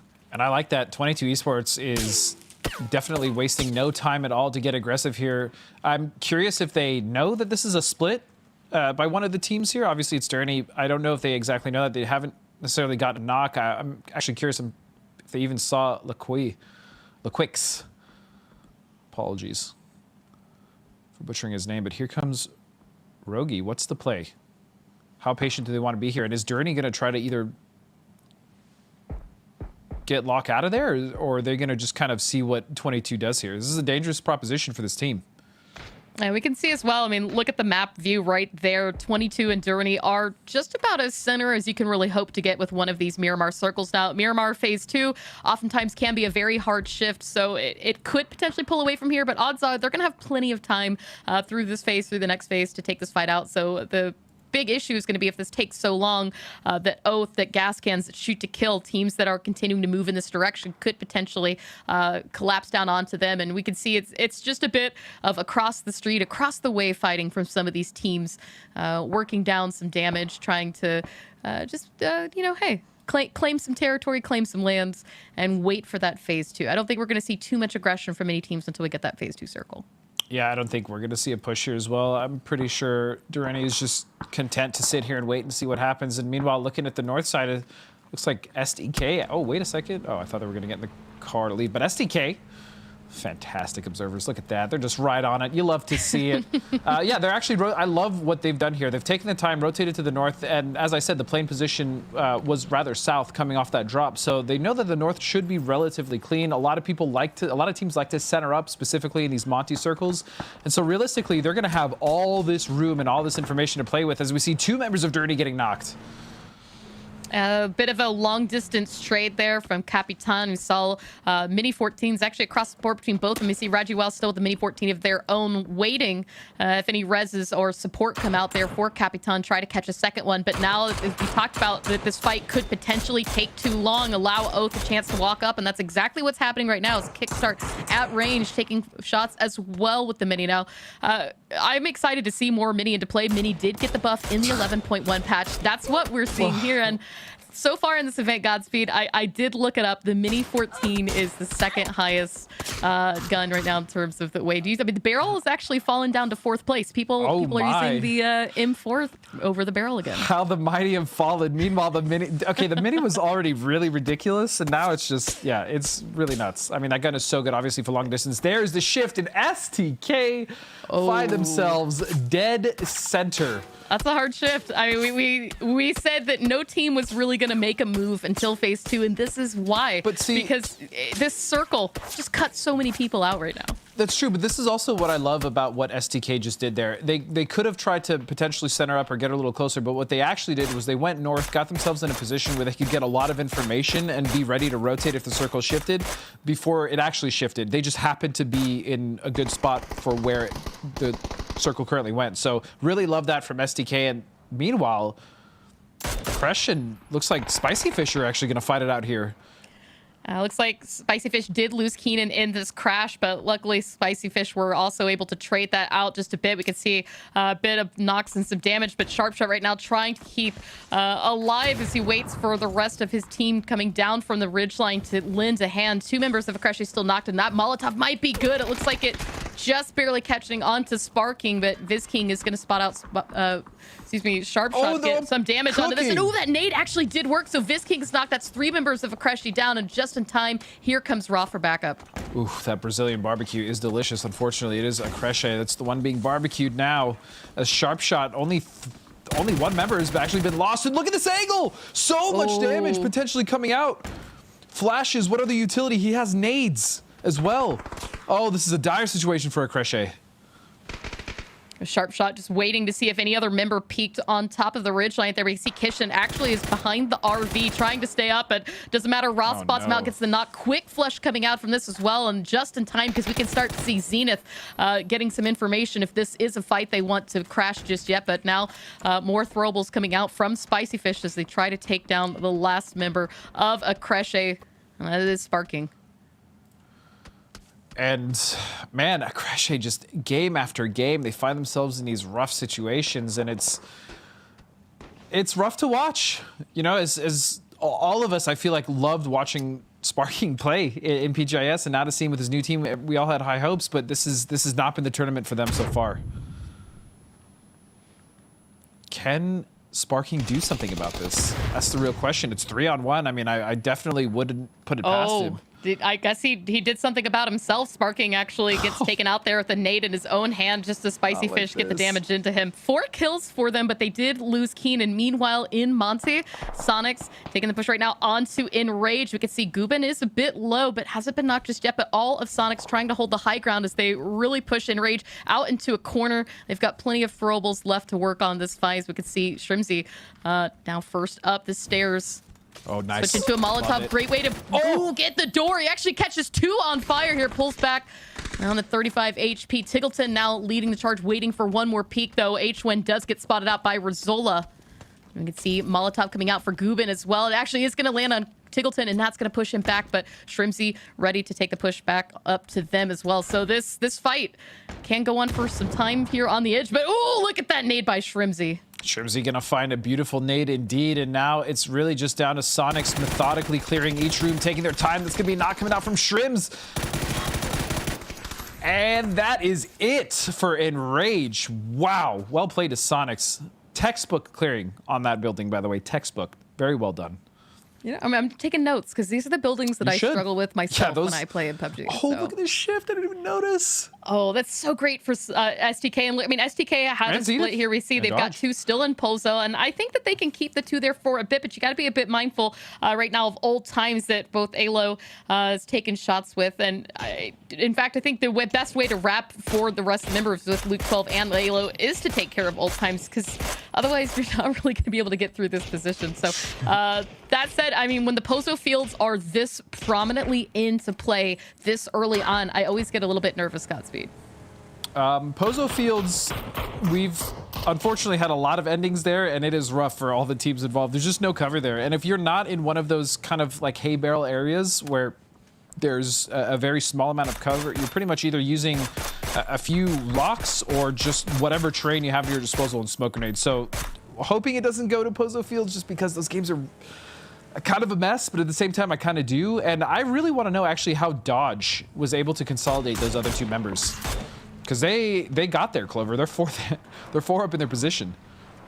Dodge probably have one of the best positions you could hope for right now, and Sonic's trying to do the same as they slowly wrap their way around the circle. Haven't found a spot in the zone just yet. I think they were hoping to get this position with InCheck, see if they could potentially challenge InCheck to hold this out, continue playing that western edge, and you can see just beyond them as well is Spicy Fish. So this is going to be a bit of a crowded area to play from, but as you said, we get these El Pozo Fields circles a lot, and oftentimes it's this position that those teams in the west are fighting for that can be a very important one if the circle were to continue hanging out on that area. Now, that said, we've still got a lot of open area out to the south. This could still potentially swing out that way, but I'm kind of curious right now what's going to happen here with this fight with Oath on the edge of Power Grid, taking shots at 300, but there's not really anybody super close. This is all ranged fighting, once again, still with those mini 14s. The only fight that potentially would go on here, I would imagine, would be Sonics and InCheck. Realistically, none of the other teams really need to move. 303 is in threat of potentially being held out by either Old Times or STK. Well, actually, STK is busy with Old Times right now. But yeah, this is pretty much the fight to watch right here, as everyone else is just waiting for the shift. And Sonic sending Shrimzy ahead first. As we can see, here comes the support. Zampa just right behind him. Molotov's already coming out. And I think it looks like InCheck starting to watch the windows, looking for an angle, trying to catch a peek onto any member of Sonic's that first opening knock. So we're going to see that next team take the charge. As we can hear more throwables coming back out. Tiggleton joining with the rest. And you can see nades out for Tiggleton. I think Wynn's got one out as well. First up in the window. No one's upstairs to take that damage just yet. 97 on the opposite side of the hill. Oh, and that now shift. it looks like Spicy Fish are actually using this as an opportunity to start to peek back in, but Pavlik's getting some damage onto Zampa, whose vest now is broken. And ooh, good angle from 97, but he's not going to land anything onto Shrimzy. And as we're watching this fight, I mean, STK is just kind of picking apart Old Times from distance. It's not really a team fight. It's really just STK taking pot shots. So Old Times may just go down here. As Sonics is still approaching their second team fight of the game. I mean, it's the second buildings they're trying to clear. And those 2 stories are not easy to clear. Yeah, I mean, Shoot to Kill do need to worry about Old Times clear this out if they want to keep control. Yep. But meanwhile, you've still got to worry about 300 that's starting to creep over the edge. They could have sight onto Luke 12 and Alo. You know, speaking though of creeping, though, it looks like Spicy Fish did send Roth up ahead to try to gather some information onto this fighting between InCheck and Sonics, but unfortunately, they had one player knocked, so Roth's going to pull back just for now. That means that when this fight finishes up, we might see whoever's left still alive having to deal with Spicy Fish. Zampa, meanwhile, slowly creeping back up onto InCheck. Yeah, that knock onto Civ was actually really huge for Sonics to be able to move forward and clear out InCheck, as they just might not be able to. He doesn't get the flush. Huge. That is the second building that Sonics has cleaned out, basically, of a team inside, which is really rough, especially the buildings that they've actually pushed. Well played to Sonics. I mean, they just fumigated those 2 teams out of those 2 buildings. Well played. And not a moment too soon as well, because, I mean, look at this. They've managed to keep all 4 up. All the reses came out, and not a moment too soon, because here comes, looks like actually Uncivil and Sharpshot already just on the edge of zone. Meanwhile, what 22 Esports crashing onto Dodge, but Dodge gets all 4 of them. Wow. Lampalot, Hikerman, Hello Senpai, clean it up. Hikerman did get knocked, but they're going to be able to safely get a res here as they stay out of window. As we can see, Oath just getting that wrap right outside of zone. So good protection here from Dodge. Yeah, if you're getting one knock for 4 kills, I'd say that's worth it. Meanwhile, Young Kings now have been on this east side for quite a while, scoping out. These guys are stalkers, man. They absolutely love to take their time and really just stalk a team. Ultimately, I think that's why they kind of catch a lot of these teams by surprise, because they really wait for the perfect moment to pounce. Unfortunately, they've chosen to pounce on Oath, and Oath is not one of those teams that's going to take that lightly. On top of the fact that they're generally going to be ready for that. No, and you can even see right now you've got so many shots out from different directions. Oath actually has to be careful. Zenith hitting shots onto this, Dodge taking shots to this. Even 300's been peeking over from their position to try to get shots out in this direction. As the kill feed lighting up, Young Kings is actually going to land one. And the rest of Oath is going to have to just move on without reloads. They need to be a bit mindful of the high ground here. Try to take shots. It's actually be and 1 FPS. It gets a knock on to Kickstart. Gets flushed out by Hikerman, though, stolen away from Dodge. Shinboy actually going to get the flush onto Snakers as well. So third party is going to deny points there for Young King. Oath eliminated, wow, but Coffee just like that will pick up Balefrost. It takes a village, though. It literally took like 3 teams shooting at Oath in order to... I swear that's been the story of Oath, this event. They've been in a good position. They fought off teams, and then all of a sudden, when they have to fight one team off their edge, they get shot by 3 others. It's been really wild for Oath, but they are going to go out. And that means that on that side, it is still going to be Young Kings that survives with 2 members. I mean, you say it's very heartbreaking, but it has unfortunately been the story for how they've been going this weekend. That said, still sitting in 5th place, even though they are out right now. But speaking of the teams that have found themselves constantly on top of one another, Sonics, but miraculously they've really been able to outshoot and out-mechanic the rest of the teams that they've been up against, and that's why we've seen them continue to climb the leaderboard right now. It's just sitting on 76 points. And we talked about Pozo Field circles. We talked about the importance of this hill and this high ground. Godspeed, this circle has pretty much centered itself up on top of where Zenith is, where Sonics are. And that's why that position was so, I think, important for so many of those teams early on. These circles are actually kind of neat to watch, because that road that goes through right there actually has a decent, not a lot, but a decent amount of cover on both sides. And so you kind of get these... not these stalemate situations, but these really interesting peak battles between certain teams. So I'm definitely not hating the circle that we've seen. I'm glad it didn't end in Pozo Fields, if anything. I think it was you maybe yesterday that's even used the term peak bullying, and that's definitely what we've seen quite a bit from so many teams here today. Is you talk about that coverage. We do have that one compound, but otherwise it's all hills, as we can see here. The terrain to play from, and every time you see a player peak, that's pretty much it. You get those headshots, and as well as those frag grenades, as we just saw. Yep, and now it's actually Sonics holding out SDK with the help of Zenith. I mean, this is going to be really rough for SDK to get a foothold. They are in the circle, but as you can see on the other side, Zenith is starting to get aggressive as well. They know Sonics is up here holding SDK in this little dip, in this little valley. And this is going to be very tough for the North American Giants. Zenith and Sonics, the only 2 teams still with 4 full players up. Dodge down to just a solo here. So any team right now, I think they can handle taking out shoot to kill. It's going to want to be Sonics or Zenith. They want to keep those rosters as full as they can without a big trade here. But shoot to kill, they've still got plenty of throwables, and as we know about shoot to kill, throwables, and games like this, they're going to find scoring chances to capitalize. So the problem is that they're fighting 2 different teams on 2 separate fronts, and so ultimately their utility is going to start to dwindle, as we see Luke just dumping all of his mollies. Only 1 smoke left for Purdy. Shots going to be coming out. Shrimzy's going to get knocked, and there goes Purdy. It's just down to Luke.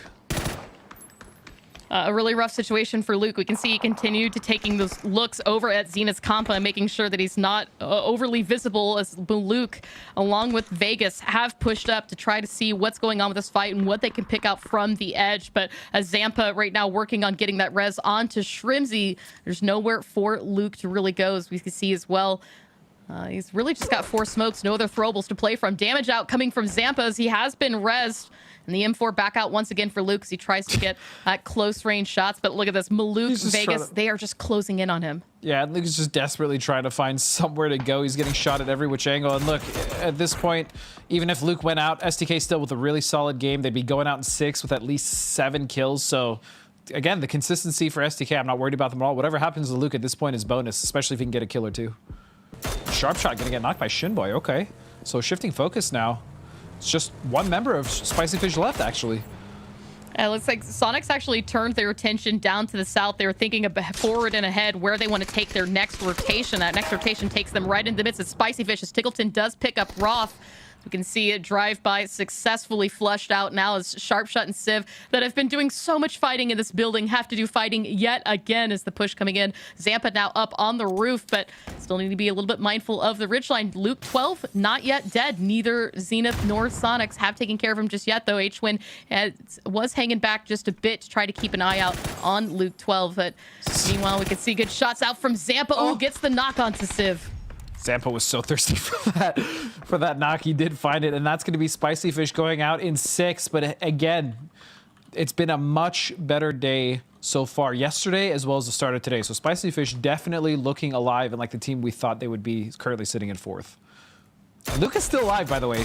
He's actually still alive, and he may get a knock here. Oh. No, I lied. I completely lied. Luke was having none of it. Yep, Luke was having none of it. But And1 FPS is still alive, and Young Kings, a team that you and I talked about a bit. We loved the attitude that we've seen from them. As a solo player, we've oftentimes seen that these snakes that people might forget about be the one to really turn the tide here. And the way that Vox is behaving, you've got to wonder that he doesn't know And1 is that close to him. I mean, it's hard to know. They pretty much have complete control over the east side of the circle, right? So the chances of someone being there are not as likely. But yeah, it's going to be rough if 300 potentially you're in a good fight, and all of a sudden 2 of their members go down because And1 is just chilling over there on their flank. I'm always so weary of these shacks on Miramar. They have been the detriment to so many teams and heartbreaking moments in the late game. But that said, it is good coverage to play from for Poonage, giving him an angle onto the Sonics while giving him a bit of cover from 300, who is closest. Now, that said, Sonics using what left they can, and Tickleton unfortunately running himself over. Luckily, there is a smoke up, and we are seeing a res coming out. That wall's going to protect him from the vehicle explosion, but Zenith now... And it's... this is so smart. I was just going to say, it's these two that are basically holding Sonics from getting to the position that they would want to go, which is right there in front of N1. There is a dip there. They would have cover. The problem is that those 2 Zenith members are completely shutting that rotation down because they have full line of sight of that. And they're not even in the circle, so they're doing that out of circle to make sure that Zenith has that Sonics has the hardest time to move into this. I love this play by Zenith. I think Poonage really the team that has the best coverage, if anything, is 300. You know, 300 sure. has some dips to play with. There's not much else. Everything else is open terrain.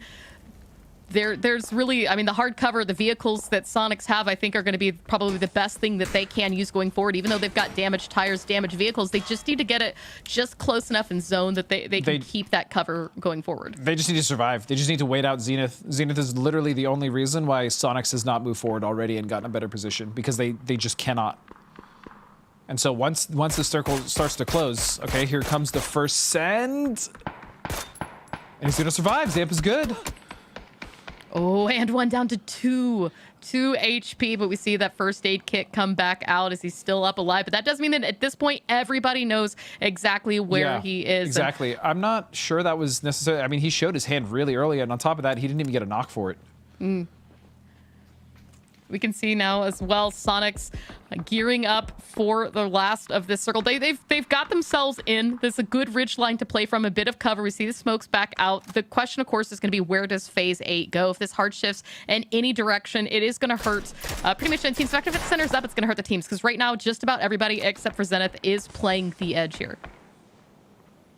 But look at how much, again, I don't know. I like this road circle is probably the least toxic of all the road circles, simply because, again, look, there is terrain for multiple teams to play in. It's not great, but it's also not the worst. And I actually do enjoy watching teams try to navigate this. Obviously, Poonage is in the only building that's left in. There is a shack. There's also a few broken down vehicles that are in that Poonage may want to try to signal one of his teammates to if he can. But overall, Zenith has a good spread as well. But actually, Poon going down is pretty big. He was the only player on the other side for Zenith.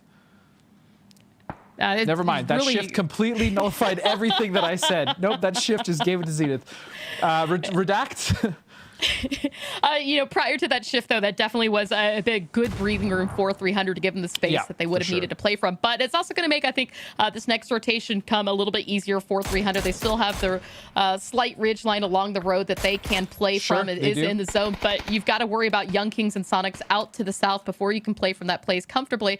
And right now, Young Kings, every time he takes that peek, is being met. As we can see, Vox still holding that angle towards him right now. And Sonics, all four still up, all four waiting for that shot to come out. So it's going to be where this circle closes that I think we'll see how this plays out. But 300 waiting till the blue gets right on them before they need to make that move. And it's asking myself, where could they even go? Oh, I mean, it's closing straight in the center. This is second to last circle, right? So we know exactly where this is going to end. The issue is, at least for Sonics, is they have to deal with Zenith, and 300 has to be very careful because they potentially could use that fight between Zenith and Sonics trying to come in as a way to get over that road and potentially pour over. But yeah, this is a very precarious position for all teams. I wouldn't necessarily say any one of these teams is super safe, arguably Zenith, but yeah, this is pretty much down to 3 teams in a solo. And just slow creeping right now by everybody that can, trying to stay ahead of the blue. 30 seconds till it closes. Zenith just lying prone in these tiny variations in the fields. I mean, these aren't even ridges or dips to play from. This is quite literally just tall grass. True, and now Sonic's actually with a lot of room to work with. Oh, good shooting, Tiggleton. And one's just going to go straight down.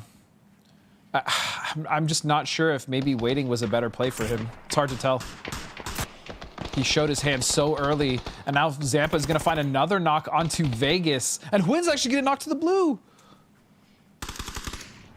Doesn't look like that's stopping the rest of Sonics, though. Shrimsy and Tiggleton trying to see if they can spot out the last members of Zenith as Phase 9 getting ready right now. Shrimsy still quick on his feet, and it's actually going to be 300 Nefer and head kick.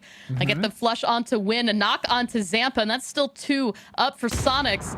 Nowhere else to really go from here. Still getting pressure from Zenith and 300. It's a 2v2v2 with the potential for a res here on each of these squads. Yeah, aside from... actually, Zampa should be able to get up too. It's just Huin that went down to the blue and ultimately got flushed. But yeah, this is a 3v3v3 in a very, very open circle. As I do love the opportunities that 300 has taken, especially get some damage onto Zenith. I mean, this is fairly even at this point. I think there's a big potential as well that Zenith and Sonics could be 2 to take care of each other on this side of the road. This ending dot is just on the road right outside of 300, and so if 300 can kind of wait this out just long enough that they don't have to worry about taking on 6 players themselves, this could be a potential win for him. Oh my goodness, and here we go. We've started the crawling. And look at this, a 3-man push from Zenith, but it's Vox! Neff and head kick. Vox all clean up Zenith just like that, but unfortunately it comes at the cost of 2. Sonics using that as the dinner bell to turn their heads over. And all they need to do is find Vox. Zampa, though, being a little bit careful. So we can see Shrimsy just sending it across the street, going wide, seeing if he can bully out Vox. Even if Vox takes shots at Shrimsy, that should make him visible there to Tiggleton. But now as he takes damage in the blue, he might just be eating it, giving the win to Sonics as they take victory here in match number 2 today with 13 kills. Godspeed. Man, what an honestly very hard-fought battle from Sonics. They had to clear multiple teams out of multiple houses, including some of the harder ones that we've seen pushed. They had to fight for that ridge. They were held out by Zenith. At the end, they were still getting shot by 300 and 1. They lost Win to the blue, but ultimately they made it. And man, what a hell of a game. Also want to give a massive shout out to 300 as well as Zenith. They played that very, just beautifully. I mean, circles like that are so difficult, and to have so many teams and so many numbers up in the late game.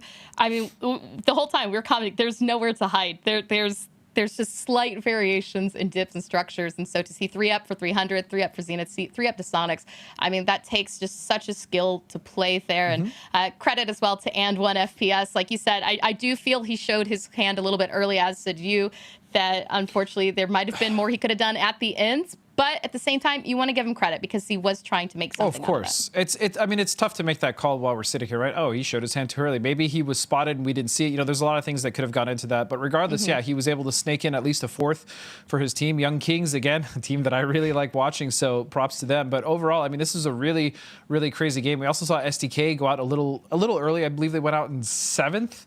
But regardless, they're 6th or 7th, but they still had at least 7 kills. So the consistency there from them as well. Spicy Fish, they went out a little earlier, but we were seeing a lot of signs of life for them. Gas Cans, though, I don't remember what happened to Gas Cans that game.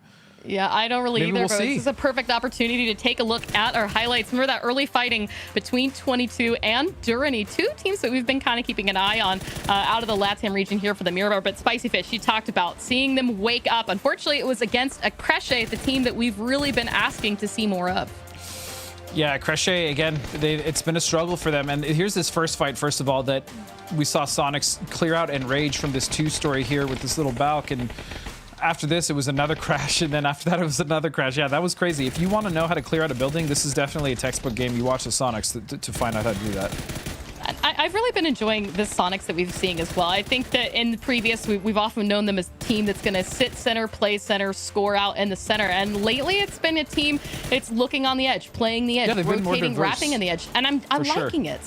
And I honestly think a lot of that, because that was the Sonics team that we generally saw in the PCS of past before PGIS. I really feel like PGIS was a massive catalyst of experience for these guys to kind of learn from. And so because of that, Sonics has really come out swinging. I mean, at this point in the game alone, they had 8 kills.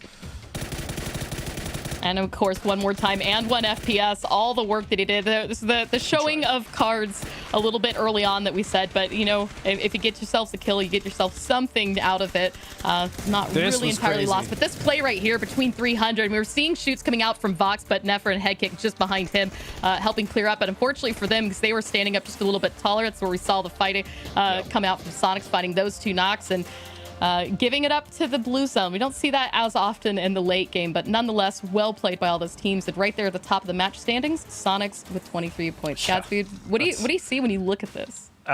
Well, first, I also want to give a shout out to Zenith. Even though it looked like they just got up and got mowed down, that was a play where instead of just waiting to prone out and maybe take a chance that someone would see them, they actually all got up and went for the push together. So I actually respect that play, even though it didn't work out for them. I still really love what Zenith is doing. 300 continuing to impress, obviously. And then Young Kings and 22 Esports. So, I mean, at this point, those are kind of the only 2 Latin American teams that are really making a big impact, because no one else is stepping up. I mean, Crush is getting wiped early, unfortunately, in multiple games, and then we haven't really seen much from Enrage in a while. And yeah, so at this point, LATAM's hope is really just those 2 teams so far. But I am hoping we see a resurgence in the next 2, at least, Erangel games, because they seem to be better on that map. Well, now, the thing for me, the thing I'm curious about is that when we take the switch from Miramar to Erangel on Friday, Shoot to Kill won the first game onto Erangel. On Saturday, yesterday, Shoot to Kill won the first game back onto Erangel. So the thing going through my mind right now is that we saw a great game from them this last one. Even though they weren't up in the top 4, they still had a beautiful, well-played match. Are they going to maybe take the win onto Erangel going forward? It's hard to tell, considering the fact that they also won on Millie base, which SDK notoriously in the past has not been the best on Millie base. So I guess you could say anything's possible, Clover. Well, anything is possible indeed. And with that, guys, we're going to go to a quick break in just a moment. When we come back, we'll have an interview. But before so, just want to remind you guys all that PUBG is streaming on TikTok. So make sure you check out at PUBG and at PUBG.esports.official for all the newest content and esports action. But Godspeed and I are going to take a quick break. And when you guys get back, we'll have a fantastic interview. So don't go anywhere. Players, one road, infinite BRDMs. You get stopped or blown up and lose. Let's go.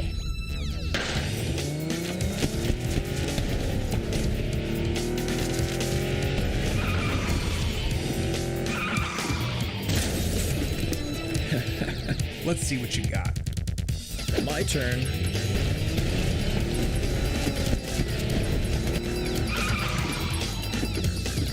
GG.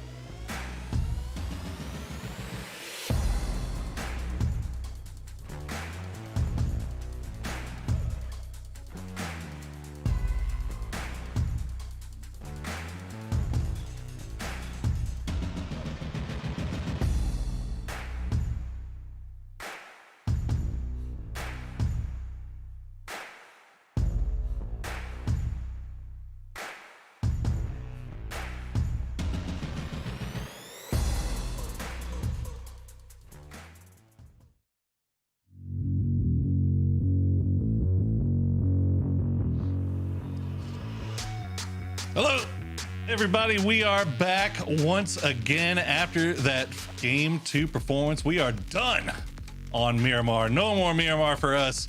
And unfortunately, we would love to get an interview with the Sonics boys, but we had some technical issues. So maybe we'll be able to get them next time.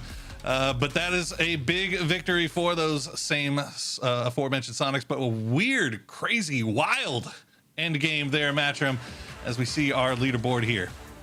I mean, it was just the dot was pretty much in the center of a road. Well, okay, it was a little bit north of the road, whatever. But a 3-team standoff between Sonics, Zenith, and 300. And I think it was you, Poro, that specifically said it was like a game of chicken. Everybody was just waiting for the other one to move. It was going to be Zenith that was the first one to take the move, and boy, did Vox capitalize off of that. And then Sonics just quickly hunted down 300 immediately after. It really seemed that way. I mean, I guess once you're out in that open field, all utility is spent. You just got to make your decision about what you're going to do. Cameron, 300, made a decision to go for Zenith. How'd that work out for him? Yeah, it worked out good because they got a good number of points. All of them just opened fire on the Zenith members that were running at Sonics, and they got the nice 3 points off of that. But you always have to sort of question after the fact, what would have happened if 300 let Zenith fight Sonics? Both teams wound each other. Would that have given 300 a better chance to win the game? And I don't think there's ever a way, especially in the middle of all the action, to say whether one decision is right over another. It's just all about taking the opportunities and just going with your best judgment. And at that point, 300, their best judgment was, let's pick up these 3 points right now, and they did get all 3 of them. They're still holding down in 3rd place, as we saw from the head-to-head there, but Sonics has overtaken them. And let's remember, Sonics were definitely on the right side of the leaderboard, maybe in like 12th, 13th place, halfway through day 1. So the fact that they've then catapulted themselves all the way to 2nd place just shows that what we saw in group stage, that 8th place qualification, was not going to stick. For sure. 20-point first day, not what we were expecting from the Sonics, but they have since picked it up, Matrim. Shrimzy at the top of both of these kills and damage leaderboards for that game. He has been putting in a hell of a performance here. I mean, he is just putting in a ton of work. The stats people just fed this over to us a second ago. Luke, big shout out to you. Thank you so much for it. Shrimzy is now at 21% headshot average. And on that, on Erangel, he's at 32%. So look at where we're going to be going next in Sonic's positioning. That last round was essentially a fight for second, where we had everybody that was kind of contesting in there, except Spicy Fish, all just trying to vie against it. And Sonics came up in a big way. And I got to say, a part of that feels like with what's going on with Zampa. Zampa feels like he's getting more and more into old school groove Zampa. I mean, we saw a couple of really mean shots in that last round. My man clicks heads. My man was able to bait out the perfect angle for that final kill there onto the Spicy Fish. But Cameron, we're talking a lot about our top of the leaderboard. We're seeing some shuffling going on here. Is there anybody that we haven't maybe talked about a lot, or do you think there's anybody we haven't talked about enough that maybe have caught your eye? On the top of the leaderboard? Not necessarily. Or anywhere, really. Like, because we're talking about a lot of teams that are just consistently performing well. Yes. But unfortunately, there are a number of teams on the bottom that, I mean, I guess they caught my eye for not being very good. The gas cans, of course, being the obvious answer. No. This is a pivot. Yes, the gas cans. We still want to see them continue that trajectory up. But really, it's going to be on Acreche that are the big disappointments. It's like I was saying coming in. You have Sparking, one of the best Latin American players of recent memory, with the new roster. Or, I mean, potentially one that he has handpicked himself because he left Metagaming for this team.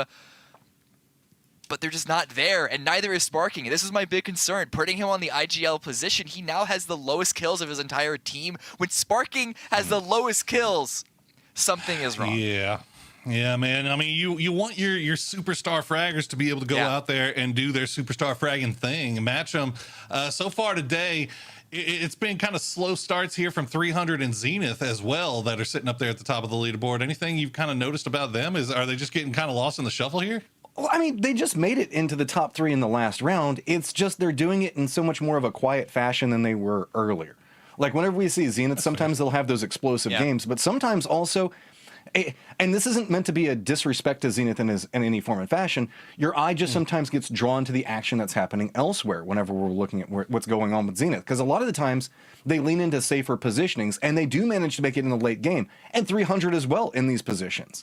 It's just sometimes we don't necessarily see them be as flashy as some of the other teams, such as right now Sonics and Shoot to Kill, where they're just doing these crazy things and walking away with 11 kills on one player here or 12 on this other one over here. You know, these things are just kind of happening as they're moving through. But that being said, Zenith and 300 are both being very solid right now. Is that kind of a byproduct of being a team that third parties a lot, or gets most of their work done through third party? Because on camera, we're looking at the fight, and then all of a sudden you got Zenith or 300 that's off in the distance that are just kind of cleaning up whatever is there. Is that what maybe is that kind of like the result of the whole not being flashy thing? Is because they're just good at taking the third party, Cameron? Well, it definitely helps. Either but way. I think I can let him respond to this, but I do think the safer positioning, oftentimes the reason why it's safer is because you're at less of a threat of being bombed into, of being engaged. Exactly. So you have a little more freedom to say, hey, what's going on with the rest of the map? Oh, it's a couple of shots I can take over there, a couple of shots I can take over here. And so I don't know if they necessarily put themselves in a position strictly to be able to third party. It's more, I'm able to, so why not?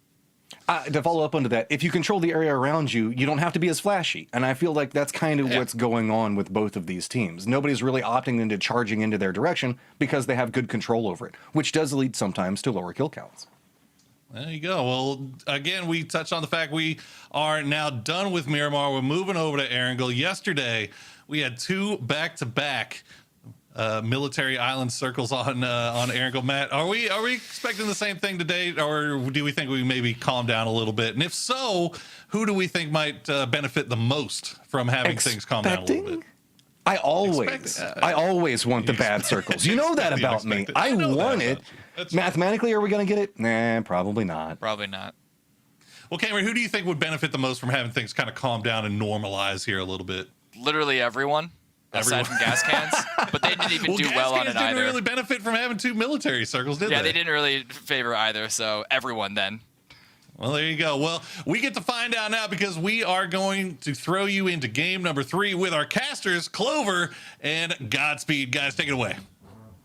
Thank you so much, Poro, Matchroom, and Cam. And Godspeed, it's very true. Both of our Miramar both our Erangel matches yesterday, as we talked about earlier, they were melee circles. Our Erangel games, even on Friday, were kind of a little bit funky in areas that we don't usually see play. We had that Stalber, King of the Hills style circle. There hasn't really been an easy Erangel game for any of these teams yet.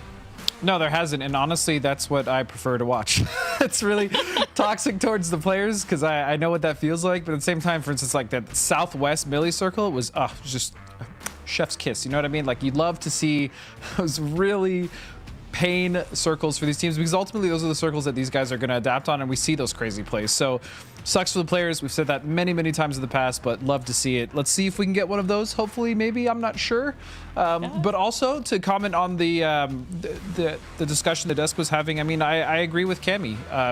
Ultimately, like when you are playing more safe and you're taking your time, you're going to have a little more room to work with in those areas, especially if you've cleared out your side of the circle. So just really like what Zenith is doing so far.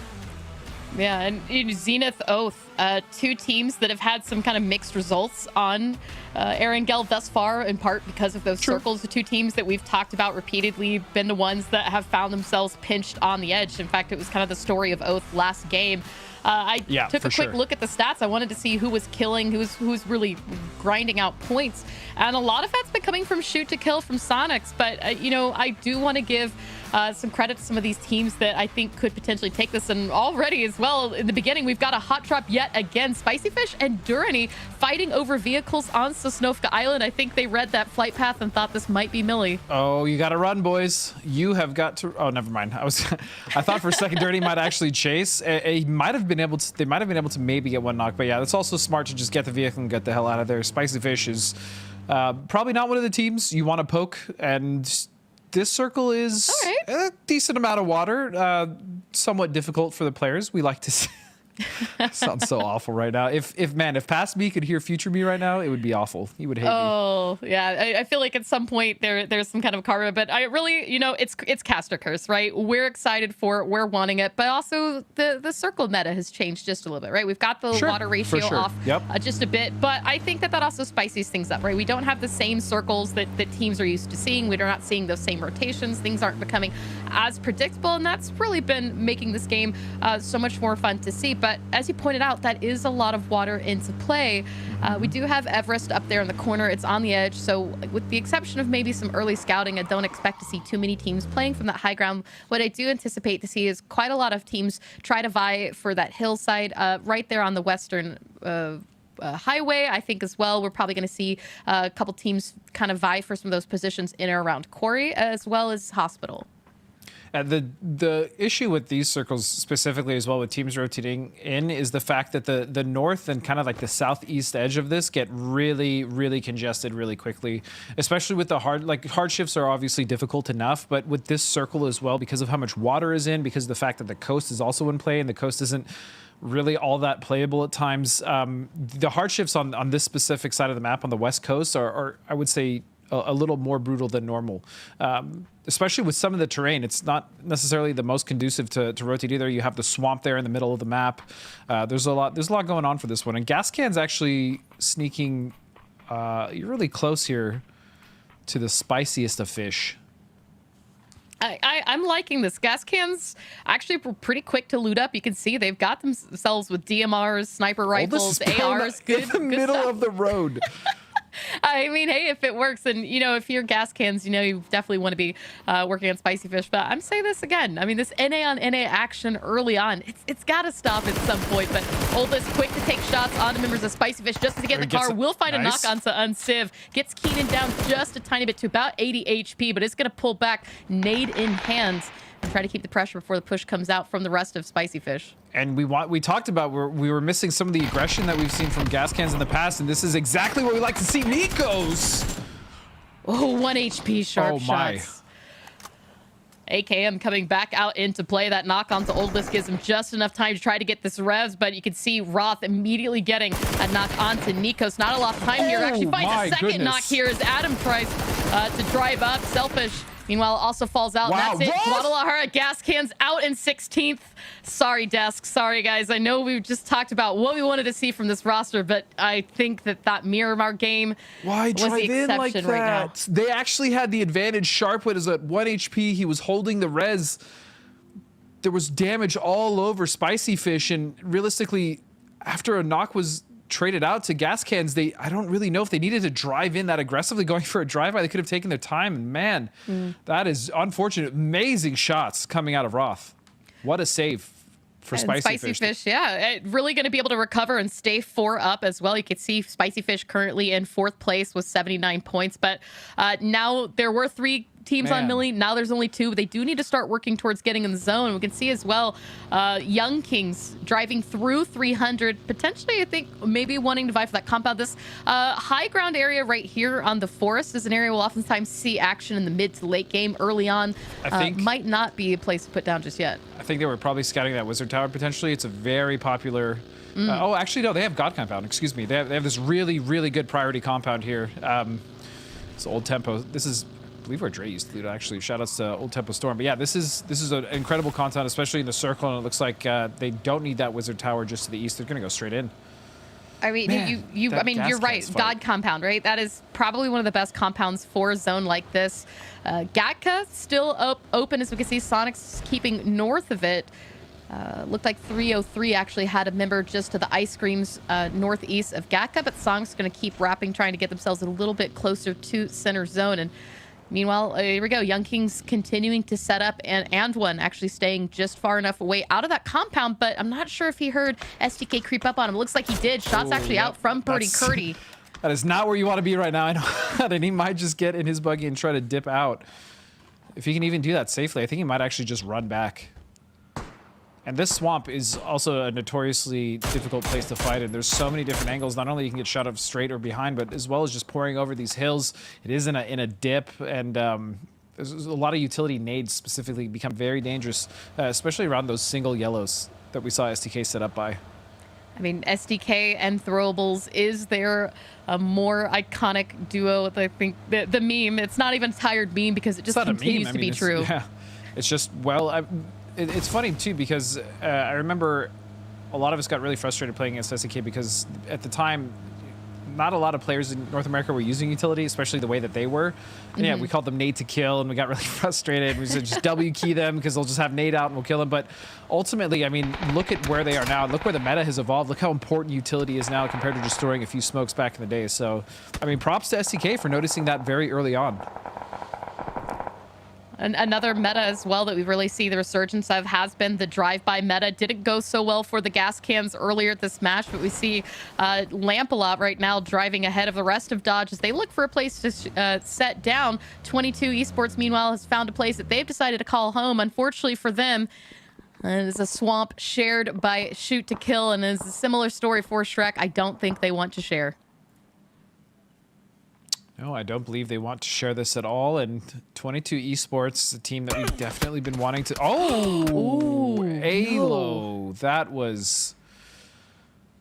Oh, man. I believe he probably didn't see him in time when he peaked, and that was just, yeah, Alo going down. But wait a second now. Penta potentially going on over the top side. Could get a free knock here, and he's going to find it. There you go.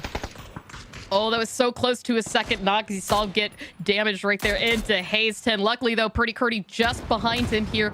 We'll pick up a second one. 2 down now for 22 as the throwables starting to come out here from Shoot to Kill. Luke 12 smoking out Penta, but it might be too late to get the res. We saw Penta is very low, just about to bleed out. There he goes. Reggie Wow picks that one up. Meanwhile, the res is starting to come out from 22. Shoot to Kill choosing this now is the time to push.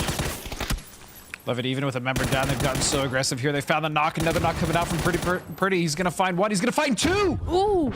Oh, I'm not sure if that Molotov landed. It looks like it didn't. Luke 12, meanwhile, does have an angle here. Is going to get the last one. And unfortunately, Kurt actually getting on fire from that molly, but res should come out safely. But look at Young Kings. They've realized this. They've realized that SDK is now crippled. And they've pushed this. I love this.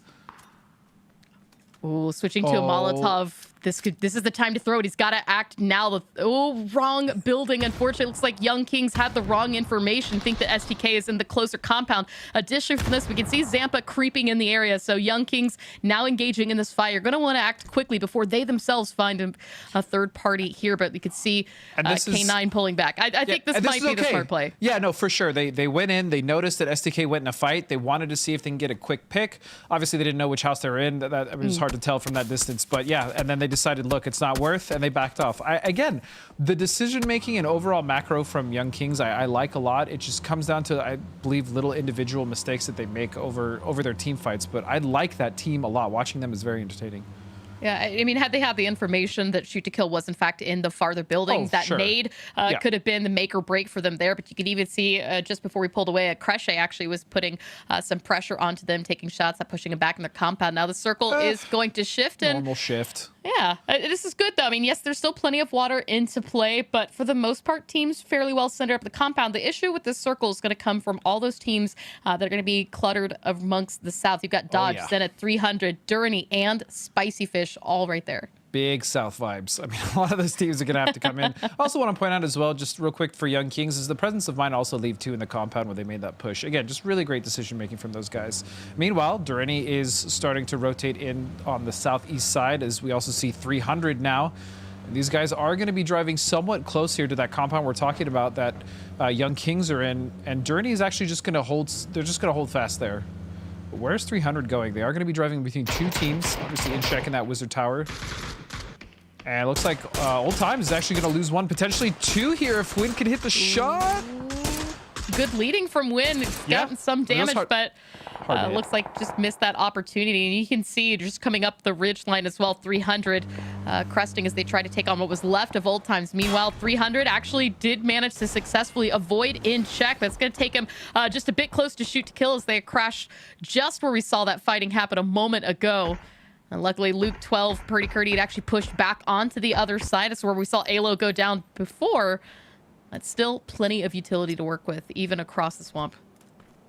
And the crazy thing about SDK as well is it doesn't really matter which two members of that team you leave alive. You never, especially if Luke is one of those two players. I mean, they're all just out of control cracked. I mean, we've seen time and time again, not only duo players, but I mean, obviously Penta with that 11 kill second place.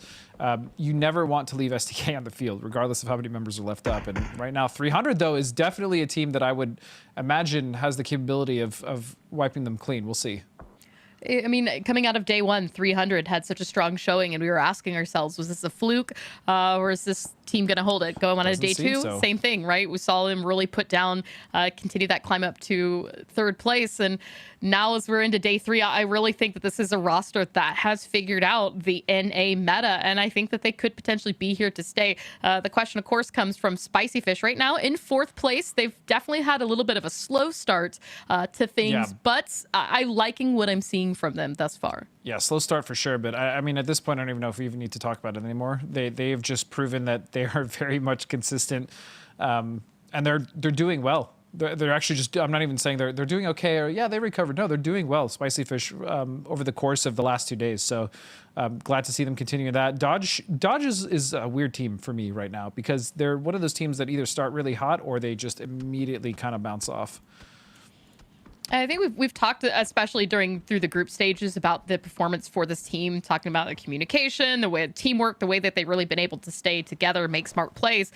But as we've switched to the merger between both regions and things are kind of shucking up a little bit, I think the expectations of what it could be and how things are behaving now that you've got essentially a merge of metas, that's where we've seen some struggle from some of those teams. Now, that said, Dodge still in 8th place, and we can see right now 53 points, but I'm with you there. Like something, it doesn't feel like the Dodge we've watched. It feels almost like a team of hesitations and maybe teams that aren't quite meeting the expectations, whether it's players' performance or just the team as a whole. But that said, this circle is a gift to them, and I'd like to see them make something of it. My fear right now is what's going to happen with this split that they've got going on, and looks like Spicy Fish are actually going to continue on past that compound and maybe even challenge them for this position. Yeah, they're literally just driving straight there. Dodge has realized this, and they were either slow to rotate or now they're trying to consolidate. Spicy Fish is actually going to make it to this building at the same time Finita's on the backside.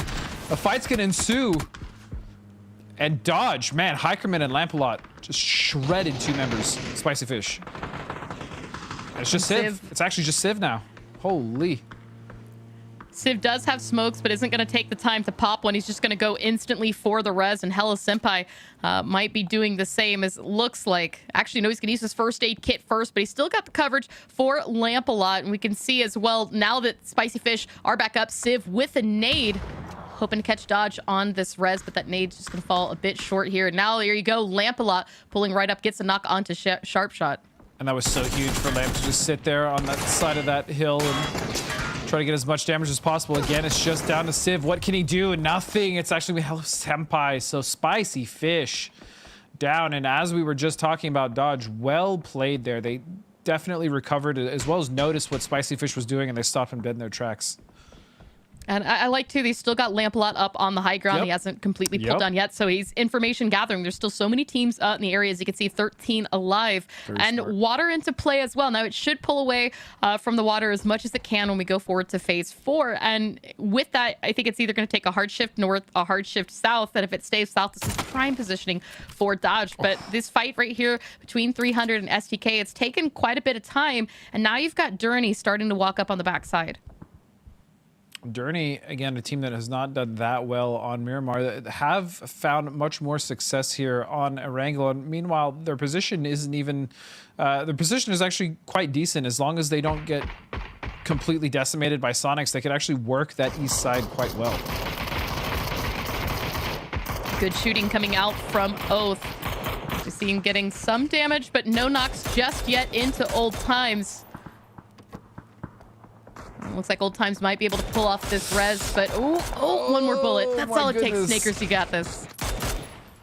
He's getting shot at by so many different angles, and there it is. Hey. Oh, Lecro, I was rooting for you. Oh, it's stolen. 303 picked that one away. Unlucky. So Old Times is going to manage to get, I believe, 2 members to survive, as well as InCheck. InCheck is a team we also really haven't heard anything from today or even yesterday, aside from their win at the end.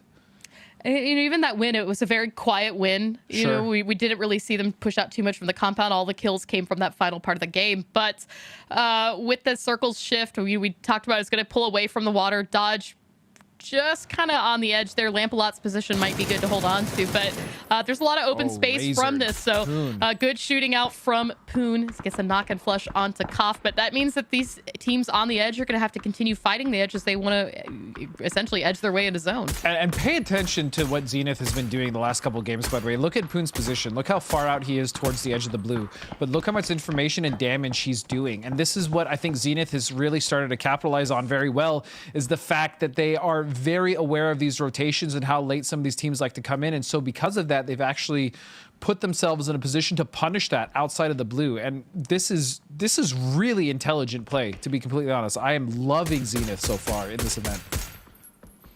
I'm curious to see from here where they're going to continue play up in the zone. We are only in phase 4, and again, it's a lot of open fields, but if he could spot out Young Kings, this could be a good route for them to take. But and one landing one onto Poonage. That's a knock, and we can see Vegas picking up the pace along with Maluk as they try to prevent the flush coming out. Hagwood taking the push, but there you can see Maluk now going for the res as the Blues closing in. They've got to act quickly.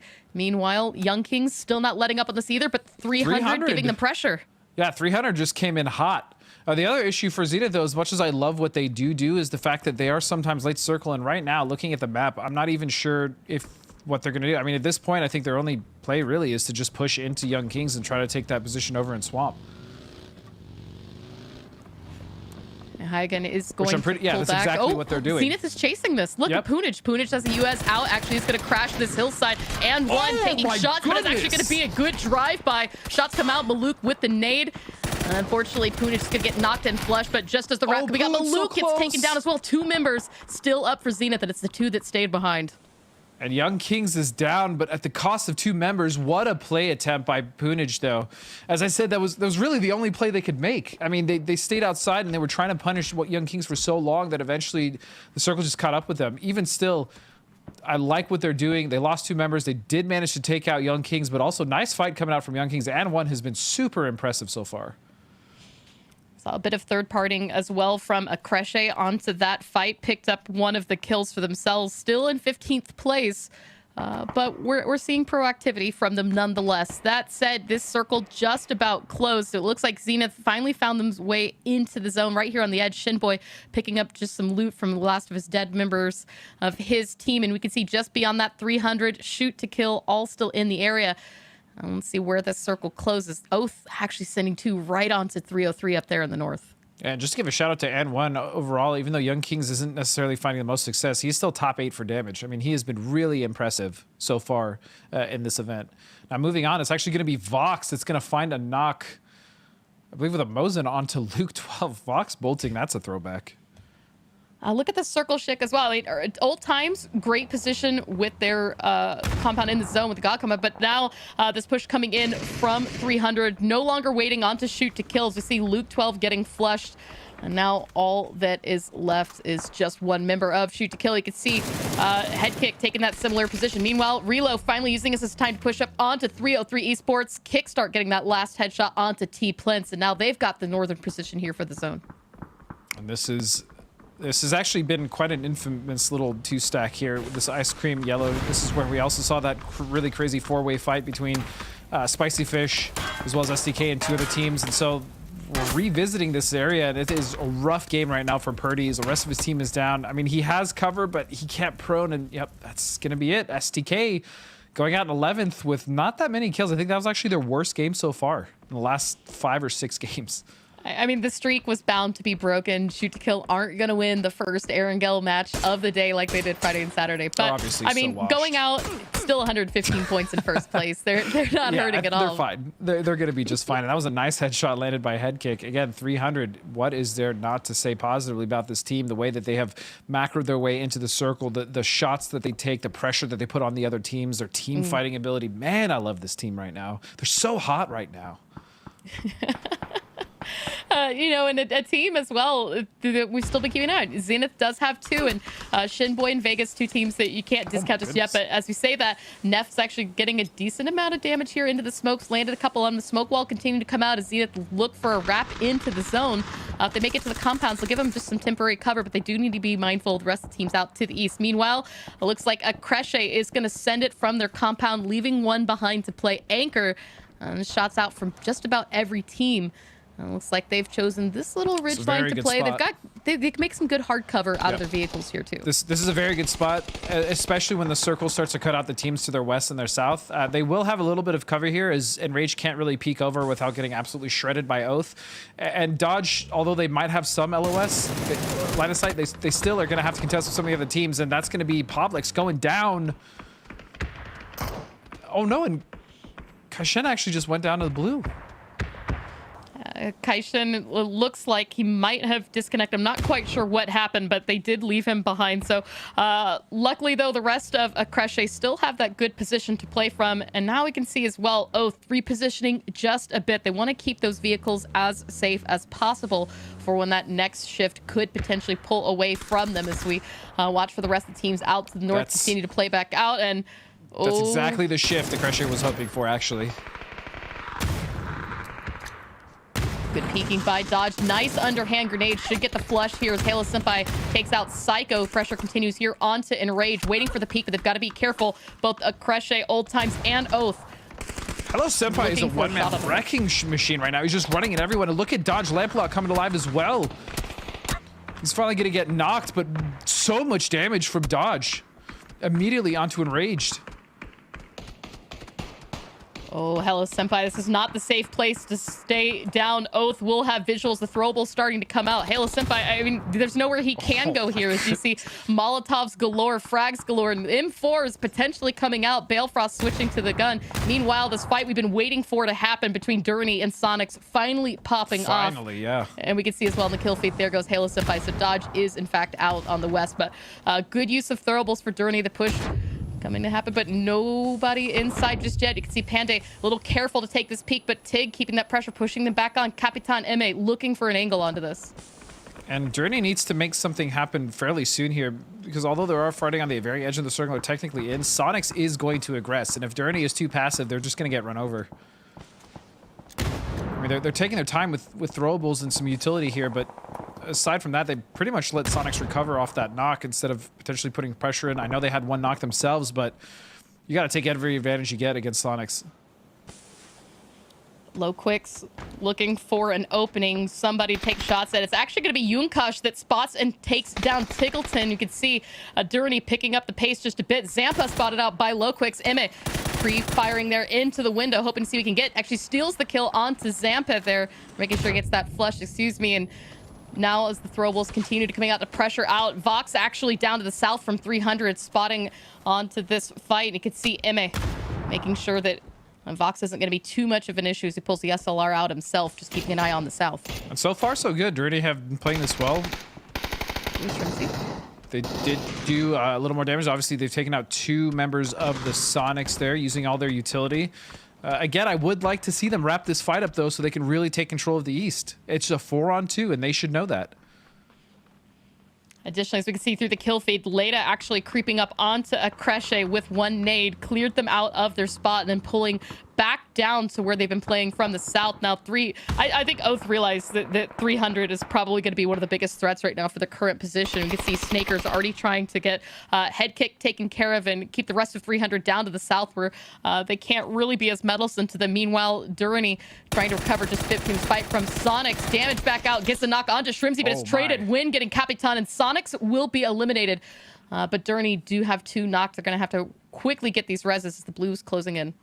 Nice fight from Derny. Finally seeing some signs of life. Again, Erangel definitely has been their map of choice, at least so far in this event. So they are going to survive on the edge there in the swamp, excuse me, but they still have to rotate in. And now 300, although losing 1 to Oath up towards the northwest, should still relatively have a lot of control here on the west. So Derny is going to have to fight one more time if they want complete dominance over the side of the circle. Snakers, meanwhile, trying to figure out how to set this one up. They've got plenty of vehicles to play with. potentially continue moving forward for hard cover or send it to the zone. We've got half swamp, half open fields with these zones. Now, Old Times do still have 2 players out here to the north, and I think Oath might handle this really before that circle continues to close, as they are going to send 2 up onto a kickstart reload. Trying to check out a Snaker staying behind, waiting for a peek. So we might see a bit of a flush action coming out to get rid of Old Times. And actually, Durrani spotting them as well, as we see some damage out in distance. And it's funny, we haven't really talked about Oath. We've glanced at them a few times. I mean, they've definitely been having a big impact on the field, and as well as making really nice rotations. But I mean, they've just been doing it kind of one at a time. They didn't necessarily just full up wipe a team very quickly, or they're just very methodical, and this is the Oath that I love to watch. Good throwables out as well from Old Times. The issue now, of course, is that 300 has gotten involved, so every team just taking shots at the north. Old Times really working against the entire lobby right now. Capitan, meanwhile, wrapping in, but wasn't expecting anyone in the blue. Yonkosh gets a knock and flush, picks up another point for Old Times, but last one still up for Yonkosh. Excuse me, Yonkosh knocked down. Emmy finding a knock. It's Execs, but unfortunately is going to fall there. Emmy, meanwhile, goes to the zone, and Oath actually going to have to push back, grab their cars, and pull back up to Snakers, who has found a safe position, keeping the pressure right now onto 300. Look at the spread from 300 as well. They have one anchoring in the south to make sure that Oath doesn't wrap that way, and then the other 2 are focused over on the remaining members of Durrani. And again, this is just great presence of mind to realize what is going on the map, and that's going to be Durrani eliminated, which means it is now down to a 3v4, and Oath is on the edge of this circle. Regardless, they have a lot of room to work with. They, I believe, still have some vehicles. I'm not sure how their utility is doing, but we'll have to see. Okay, so we actually still have a couple mollies on Snakers. At least one smoke there. First aid seems to be healthy. So yeah, Oath can definitely make this happen. Yeah, I mean, it still is a 4 strong, still plenty of coverage, but 300, I mean, we've seen what they can do when they've got the space, when they've got the resources as well. And with Oath badly battered because of all the fights they've had to take to the east, this could be something 300 might have to work with. What we're really looking for right now is that opening knock moving forward. 300 have the circle. Looking at where the circle is going into phase 9. So if they can just work on Oath 1 member at a time, this could be their game to win. The issue is, though, is that they're so spread out that one knock, like this is kind of that end game scenario that gets really tricky for teams, because obviously 300 has a really good spread, but they're not really in a position to trade. And so because of that, look at the way Oath just sends it in, now isolating certain members of 300, but they don't even see Vox. Ooh, Snaker's getting but he laid can't up. get a knock. Oh no, Vox huge. goes down as well. Oath picking up 2. There's only 1 member still up, and we can see it as net for her, but you can't discount him at all. Kill leader for most of this weekend right now, Grossa in hands, but unfortunately the flashbang right in the face. Kickstart getting the final kill, and Oath taking the winner at the end. 11 kills, but look at that, 1900 damage by 300 that match. And that was so unfortunate, because realistically Vox potentially had 1 to 2 knocks there that would have turned the course of that fight, but he wasn't able to get it. That was also a distance with the red dot, so I'm not flaming him. I'm just saying that was rough. That was a really rough shot to make. He didn't make it, and because of that, I loved the way that Oath was able to kind of bring that back and really just take control of that entire circle towards the northwest. So well played to Oath. Absolutely. I mean, the circle, once again, not an easy one on Erangel. We said in the beginning we'd like to have maybe 100% playable, something that would be good for all teams to have that much water into play. That said, I mean, the way that Oath played that, I also want to give a shout out to Durrani up there through the end. Sonic's also finding a way to make something out of that, and Dodge, a little bit of the resurgence of the Dodge that we've been kind of hoping to see. They got themselves quite a bit of kills for that match. So the swamp, always a spicy one to play out of. And we've had quite a few swamp endings, to be completely honest, in the last couple events. I think overall we're starting to see that area a lot more, on top of the fact that I think it's good for the rest of the lobby, the fact that SDK went down early. I'm obviously not rooting for that to happen, but it's always good when the top leader of the lobby, especially I think it was at one point like 30 points, kind of falls down a little bit. That way it lets everyone catch up, and it makes the finals way more exciting. So overall, a very good first map of Erangel. And two, I want to double back onto 300, because I liked the way that we saw them take each and every one of those fights individually. You know, they played that one smart. They found those kills, and as we switch over to highlights, we'll get a good chance to see that from some of these squads. But this early fight, this heartbreaking fight between Gas Cans and Spicy Fish.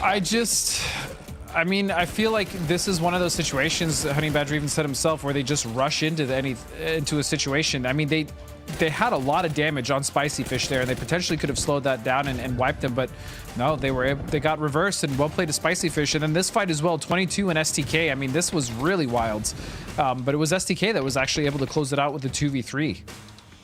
And Dodge, again, a good presence of mind here on the East Coast. We saw this early fight that could have been detrimental to them between Spicy Fish, but great thinking from Lamplot, Hikerman, the rest of the squads. They were able to kind of capitalize, or excuse me, collapse back down onto this compound, keep themselves up. And Zenith, another team that we've really been praising all weekend for the way that they take on these challenges. This was almost an amazing play to come in here on the backside of Young Kings. Poon with that really disgusting seat swap, like 180. He like completely turned.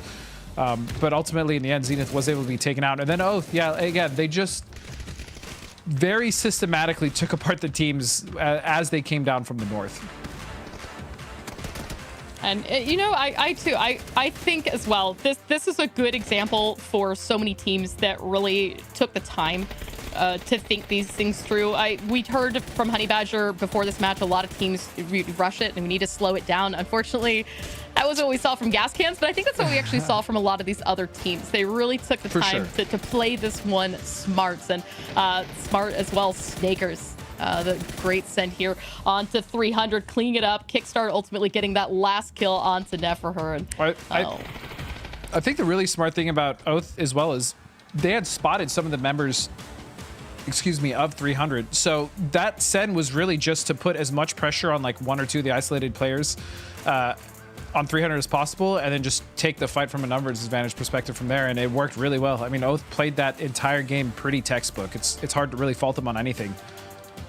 Well, textbook play is going to get them 21 points, 11 kills for that match, 313 points for themselves. Journey, 11. And with that, I mean, we've got one more Erangel forward. A couple of teams that we were really hoping to bring it onto this match didn't quite do so. We did talk about Shoot to Kill going out a little bit early, and as you said, gives other teams the opportunity to pick up some points. Yeah, I mean, even a Crash Old Times, Journey, some teams that we really needed to see step it up, having a good match that game.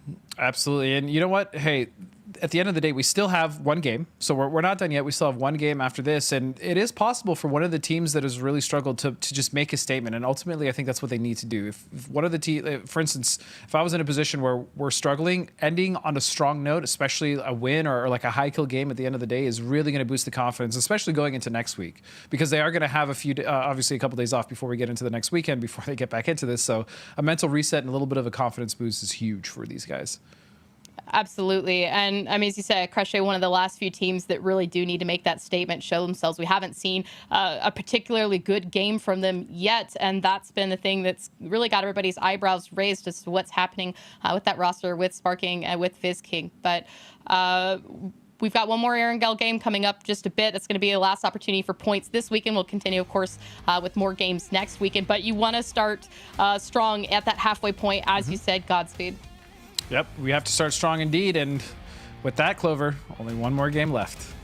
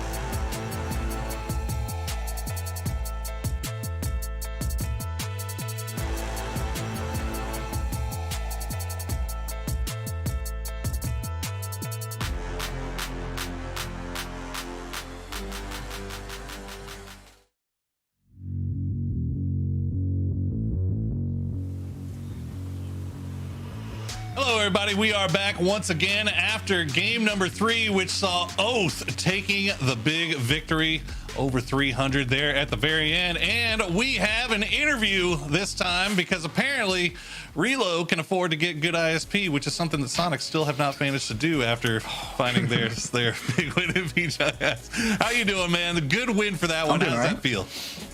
It feels pretty good. How are you guys doing? Well, Matt, we're doing good. Matchroom, I know you had some burning questions that you wanted to ask our man here. All right, so most notably, it's about the fact of, one, I have a two-part question. The pressure that's coming out of everything, given everything that was going on in PGIS, where do you guys feel like you have to perform in the situation?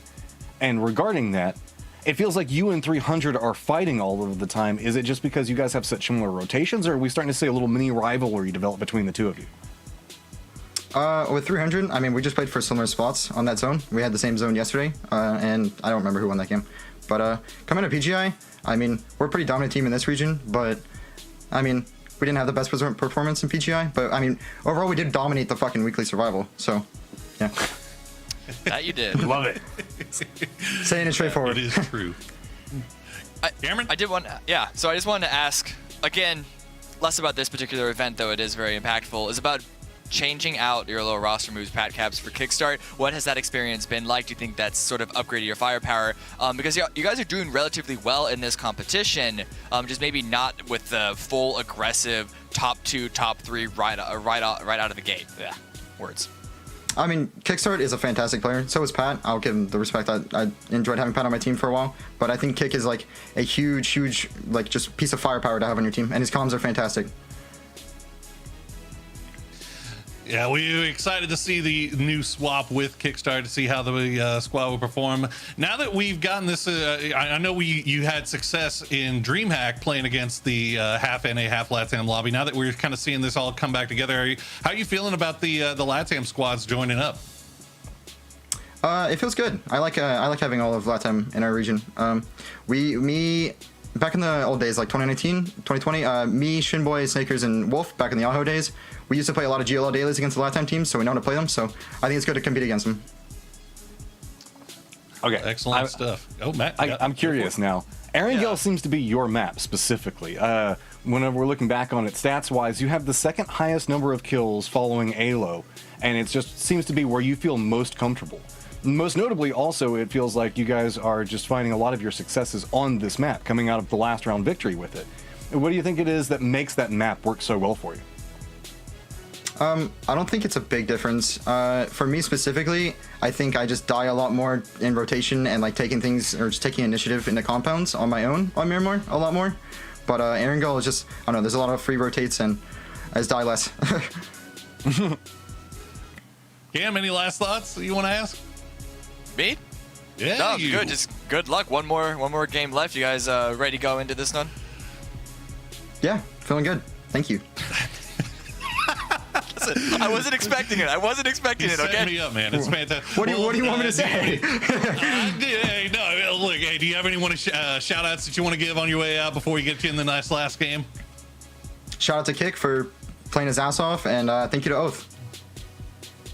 All right. Well, thank you so much for that very good potty mouth interview there, Relo. We'll see you next time. Hopefully, we'll see you back. It is what it is. We'll see you back in the end one more time. But all right, we got one more game left for the day. As Oath sees some success there, they might find themselves jumping up the leaderboard a little bit. Let's take a look at the numbers. I gotta say, guys, I'm gonna set this up. I was kind of giving a built-in out for all our PGIS teams, talking about how they've just had 2 months in Korea playing on a different scoring system. You know, they're now coming in here. They didn't have a lot of time to prepare, but look at this. Up at the top of the leaderboard, everybody. Cameron, they're what's literally going on? all up there on the top spots. Outside of 300, all of the North American PGIS teams are there, and I'm including Spicy Fish in the mix because there's a number of teams that come from PGIS in there as well. So it's, I mean, I guess the travel is not nearly as impactful compared to the experience that Korea was for these guys. I guess when you're really good, it doesn't really matter, Matchroom. So should we start including 300 up there with the really good squads? They've been pretty consistent. I mean, I really like 300. I really like the way that they're playing, but I don't want to fall into the trap of, hey, great weekend, so therefore they're now a new North American favorite. They need to give me a little bit more, and if they can continue this into next week, I'm 100% on board. Like, throw me on the hype train. I love what these guys are doing. I just need to see where it's going. How are they going to develop from here? Is this their pinnacle, or do they have more that they can bring? Absolutely fair. They see kill leaders from that last game. Lamp a lot.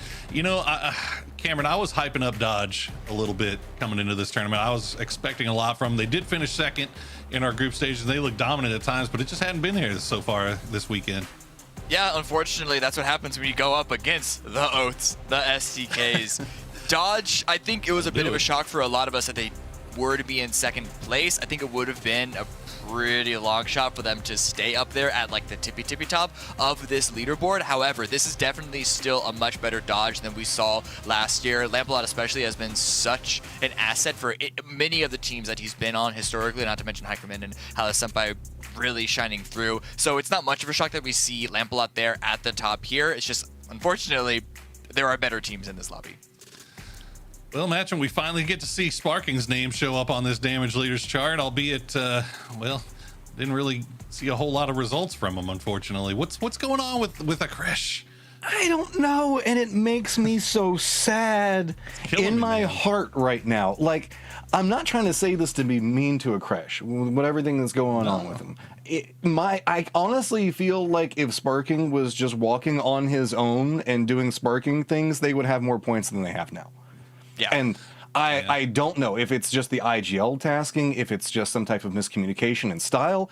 It breaks my brain seeing them at 33 points at this right now. I mean, I just don't know how. Is that something, Cameron, from seeing an IGL doing the fraggerware? I mean, maybe take some responsibilities off him? Please, someone else call, whether they have experience or not, because Sparking grabbed a bunch of solo point opportunities in PGIS by himself. Just get him to focus on his gameplay.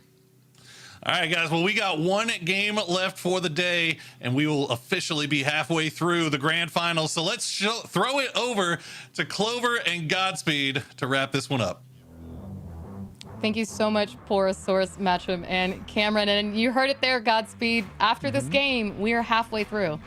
We are halfway through, indeed. It will be 12 games, of course, and for some of the teams, Crush obviously one of them, not really the best showing, and I'm not going to dogpile on that. But yes, it's been disappointing to watch Sparking in that team simply because there's a lot of promise behind them coming into this event. Yeah, I mean, we touched on it at the end of the last match, and I think every time that we've really seen them on the screen, the expectations that we had for Sparking, just one of the probably best players that we've seen out of LATAM, definitely the best LATAM player during PGIS, which was the biggest event that we just got done watching him. The change is Sparking leaving Meta, who didn't qualify for a crush, kind of rejoining back with VizKing. This was setting up on paper to be a team that we thought really had the ability to dominate and sweep, but for whatever reason, things just aren't quite coming together at this event. But that said, we still can't discount them yet because teams have bad starts. Teams need to figure things out, and we're gonna have a bit of a break this week for them to go back, watch VODs, work at scrims, and come back again fresh next week with maybe the potential for a big climb.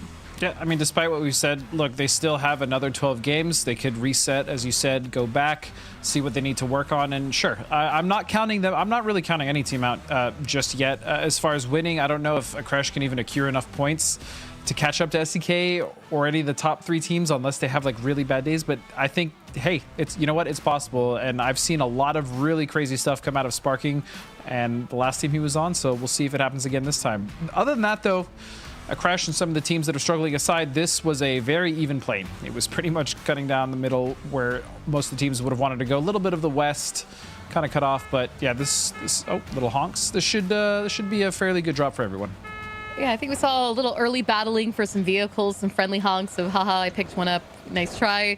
We do see Shinboy walk away with one, but Dodge and Spicy Fish yet again, and I meet a little bit early. We see Spicy Fish on Civ, Sharp Shot. It's kind of investigating, seeing what Dodge are up to before pulling back to Shark Fin to finish out their loot. And phase 1 circle has popped. And you know what? This is a very similar circle to what we've seen with that Stalber action prior.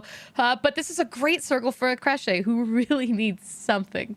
Yeah, great circle indeed. They have multiple options. They can either choose to play Crossroads. They could potentially go to the kind of Alamo Junkyard building there just to the east of the Crossroads. They could also take the warehouse just above. I mean, they have a lot of incredible options in this specific circle, obviously being the only ones kind of looting anywhere near the center. So I'm curious to see if they go for a split or if they just kind of go for the safe warehouse play to try to see what teams are coming in. We'll have to see. But meanwhile, Enraged, I mean, this is another team that really has kind of struggled to show us really anything. I mean, their total kills on Erangel has been 10 over the course of 12 games as a team, which is not great.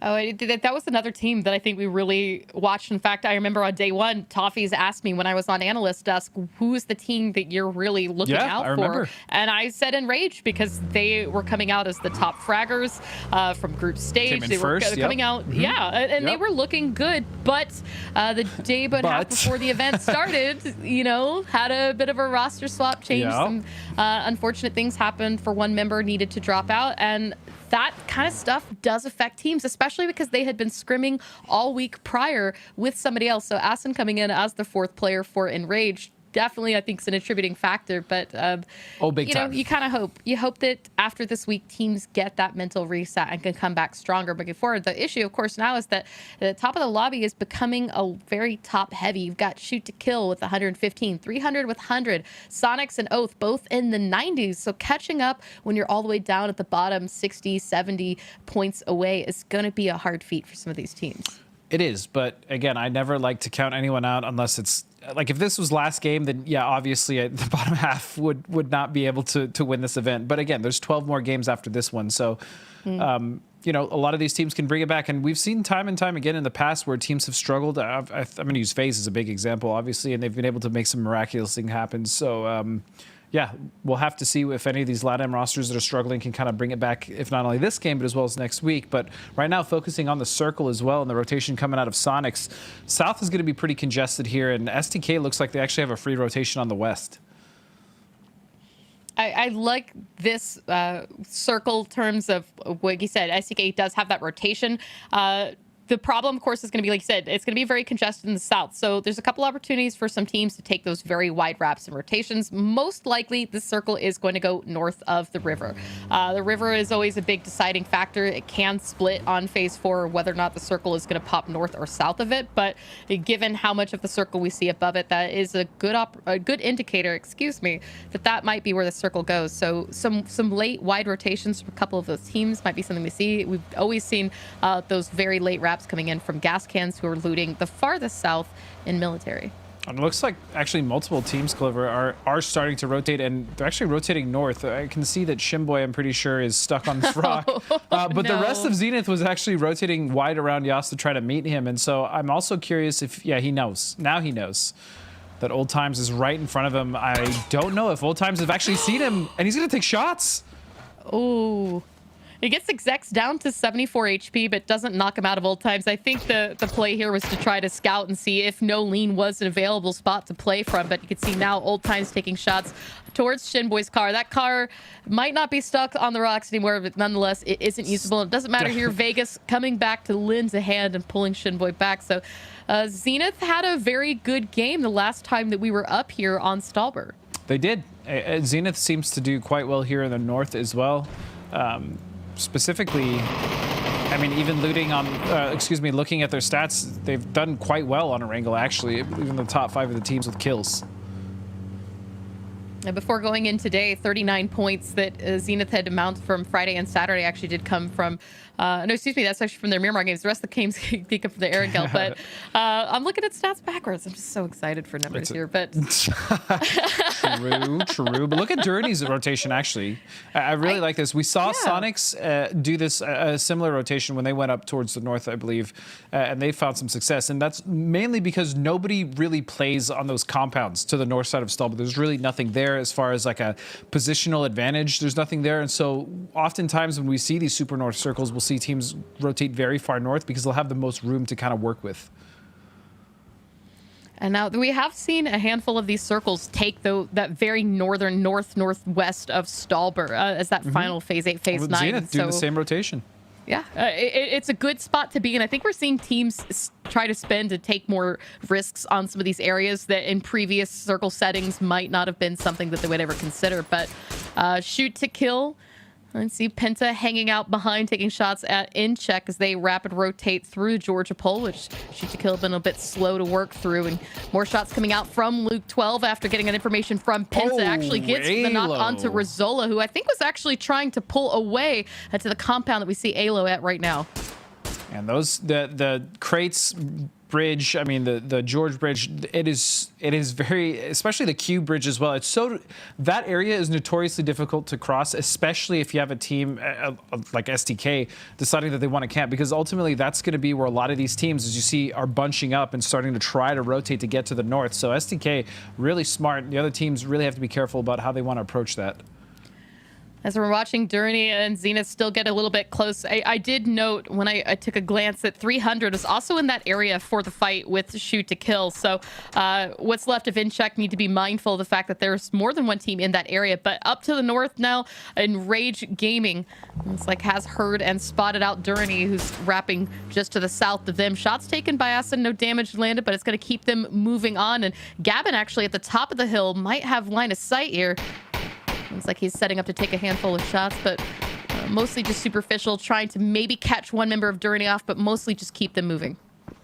And moving they will go, but my question is, where exactly are they going? I don't believe they had a lot of time to sit and scout. I'm not sure if they even saw if any of the center buildings were. And wait, Selfish is using...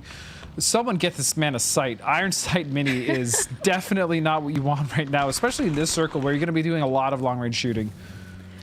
Ooh, and 97 down to 2 HP as you see switching back out to the AKM. Good shooting out, but head kick actually with the drive-by will get the knock, and all that's left is Selfish. And unfortunately driving right into Tickleton, but he gets the knock. Oh no. And that is unfortunate, but they should be able to pick up Tig. And in check, another game where it just, I don't want to say that they're lost, but they really are struggling in a lot of these games. Especially as a fan of Selfish, I mean, I really love that kid's attitude. I really like the attitude of the team, but yeah, they are definitely finding it difficult to get their footing in these early games. I think early game is actually their biggest issue. And as well, I mean, kind of mirroring back to that point we made last match, so many of these LATAM teams having to change their drop spots, and ultimately with that changed the way that they wrap and rotate amongst all these teams, especially teams that they're not necessarily used to playing around. As we heard Selfish say yesterday, knowing how to play these NA teams, what to predict what they're going to be doing has been something that they've really been working towards learning. Just like that. First circle is going to be closing, Clover. We did lose the team, and it was in check.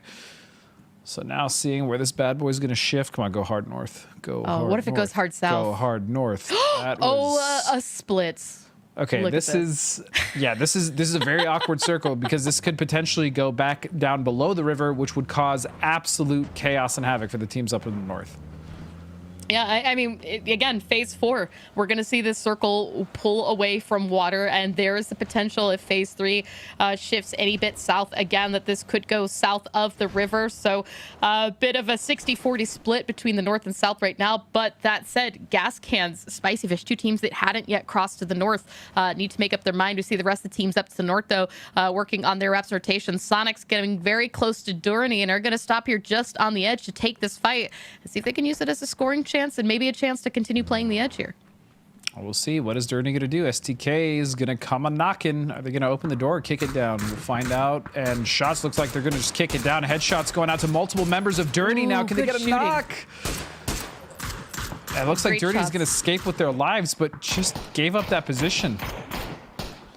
I mean, quick thinking for Journey as well to move on from this fast. They didn't need to stay and take that fight. And you can see the quick thinking actually is going to ward them the warehouse that was miraculously open. Yeah, this is count your blessings, because this warehouse is generally never open. I mean, even with a circle this far north, I mean, there's always a chance it can come back. And I believe Enraged was actually one of the teams that decided to go down towards the Alamo /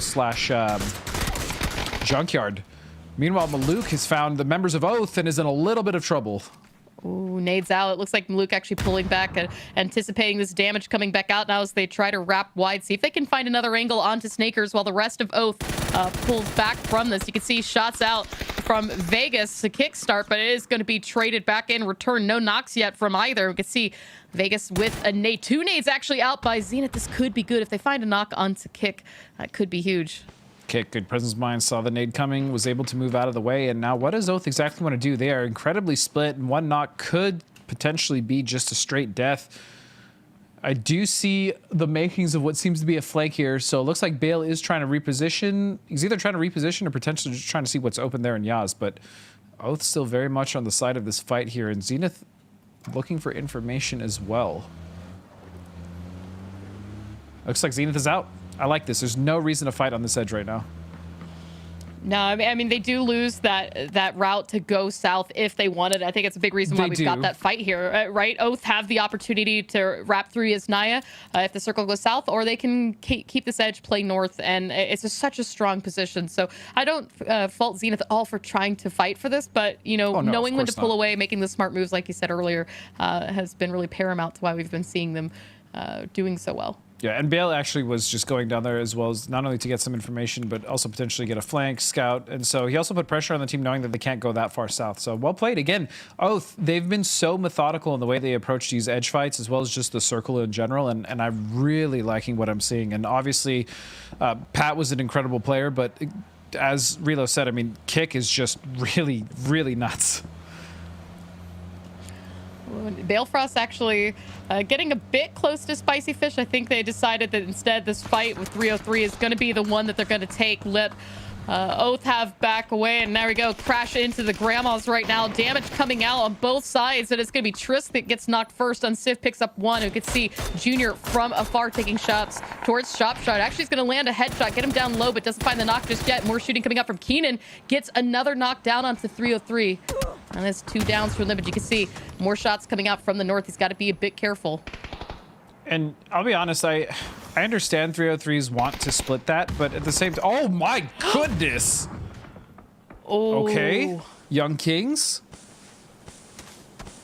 I'm not sure what the play was. Basically just mated that Dacia to that US. I mean, you talked about how flashy they've been. That was a prime example of what we've really been loved seeing from them lately. But right now, Spicy Fish working on recovery. As we could see, Smoke's out trying to get the res on both Civ and Keenan. And it looks like for now, Junior and Feisk can't get the line of sight. So they should be able to recover and keep this up for. Yeah, and I kind of go back to 303. I mean, again, they knew with that position, that split isn't really going to get you the ground that you want, specifically because a lot of teams are going to be rotating in through the southeast. And so you really need at least 3 people in that compound, which is a very high valued compound in this circle, to be there to at least stop that push. And they didn't. And honestly, 303 kind of just got ran over there. There's a little bit of resistance, but overall, Spicy Fish able to take it. And 303 continues to struggle. I mean, they've, 31 points out of 12 games. Well, as teams reposition the circle, as we can see, completely north of the river, and there's quite a decent amount of compounds, but a lot of interesting area for rotations. As we see, most teams still have cars into play and getting caught off rotations right now. 303, it was a little bit locked and loaded into Spicy Fish's compound, vulnerable to Oath as they took shots out in that direction. Did find one knock. Junior may not be able to get the res, but he can try to pick something off Oath here. Unlikely, though. I really love, again, the way Oath has set this up, and 303 already being 2 members down. I feel like only a matter of time before they find the angles, clear him out, and then just take over that position. But I'm not going to count out Junior. He could get a knock or 2, maybe put some pressure on Oath. But it is going to be a very, very tall order. And we can just see really surrounding him how much open area is here. And so Oath, the more that they can clear out of this position is going to give them that much more breathing room to play from. As we've seen, they've really liked staying on that eastern edge side. But meanwhile, shoot to kill facing 300 yet again. Vox is going to go down. Nade's coming out from Luke 12. Trying to pick up the flush and essentially damage anybody else that might be coming out to lend a hand. As you see, Vox does get taken out. Meanwhile, the rest hanging at the bottom of the ledge. We can actually see they are just out of here. They're Neferher, head kick. They don't want to take this fight. No part of that as well. Also waiting for the shift, and that's why, a fight there would be at this point silly. However, I mean, they're still going to potentially fight over that west edge. It is not over yet between 300 and SDK.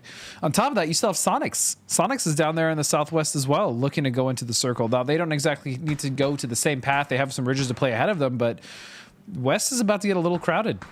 I mean, absolutely. The thing that troubles me about this circle is everything on the inside of the roads. So everything east of the roads, that Pac-Man mouth kind of shape, is all low ground open fields. That fighting we saw going on with Oath. Yep. Zenith have a high ground up on their warehouse, but everything south of that is open. Same with everything out to the west. So that's why we're going to keep seeing these fights out. But Shoot to Kill following 300. They're not going to let them get away. Leda, the last one, still up. And you can see taking all that damage down to just 10 HP. And just before the vehicle explodes. Yep, he was on fire. To pick that up.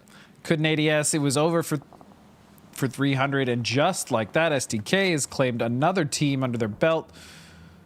And if you're on the bottom of the leaderboard, that's the last thing you want to see, is the first place team continuing to push forward. Sonics, meanwhile, also fighting along the edge. This time, Dodge just outside. But you can see keeping a watchful eye on gas cans as they rotate nearby out to the west. Actually, rotating right at the doorstop here of Shoot to Kills. Luke 12 is going to take what looks to be a potentially damaged UAZ. It is missing a tire, but he's able to still control it. And the play here might be to hold on and wrap to the high ground for as long as they can. Potentially either take on Young Kings or a Cresce from range, as we can see them up on the mini-map. They're two teams that have the compounds with crossroads. Ooh, fresh vehicles. Oh. And look at this little fort set up by Oath. I likey. In an area with really little cover. I mean, this is pretty much the best they could do, and gas cans now setting up right up above them, but above them is Dirty, and this is chaos. This is exactly what this type of circle promotes. And the wrap continuing forward through for Shoot to Kill. They're going to eat a little bit of blue damage to give themselves a wide berth for a Cresce. Try to play the what's really left of the high ground up to the north, giving them those trees, the bit of ridgeline. Meanwhile, we can see gas cans raining down a bit of throwables onto Durany, who found themselves a shack, but everybody who's got a car at this point, they are missing tires. Things are badly damaged or even blown up, and with so much open area, we're only halfway through this match. Godspeed. I'm a little bit worried. It's not looking great. Car's coming down. He's gonna find the knock. Wait a second. It's a dangerous bit underhand made, but doesn't look like any other member of Shoot to Kill coming out just yet. So the res won't come out onto A-Low, but Maluk kind of trapped here, separated from Vegas. And we can see the rest of Shoot to Kill, I think, a little too afraid to peek off that ridge as multiple teams taking shots in that area. And speaking of multiple teams stuck on a ridge, down to the south, 22 Esports. And I say that, look at this, a drive-by by Shoot to Kill. Pick up Maluk, and now this spot is theirs, but it's still not in the zone just yet. Shinboy hanging out in that shack. It's going to retaliate just a bit, but again, to the south, this fighting between 22. Esports. Yeah, absolutely. Pouring over and putting an absolute hurt onto Spicy Fish. Is just down to Uncivil again. He's got 3 members of the LATAM 22s coming his way, and he's not going to find it. That's going to be 22 Esports wiping clean Spicy Fish. And the issue now as well for STK is the fact that Zenith does still have LOS through those little shack windows to put quite a lot of damage over towards STK. As far as how long they can hold them out, I'm not sure, but all this damage to the vehicles, to the armor, this absolutely hurts them. You see Kurt is going to stop to get this res right now. That vehicle's going to explode, though. So many shots into it. It's going to flip back away. They lose a bit of coverage onto here, and as the blue is closing in, you can see that second vehicle is just equally on fire. So they're going to have to play this one, unfortunately, on foot.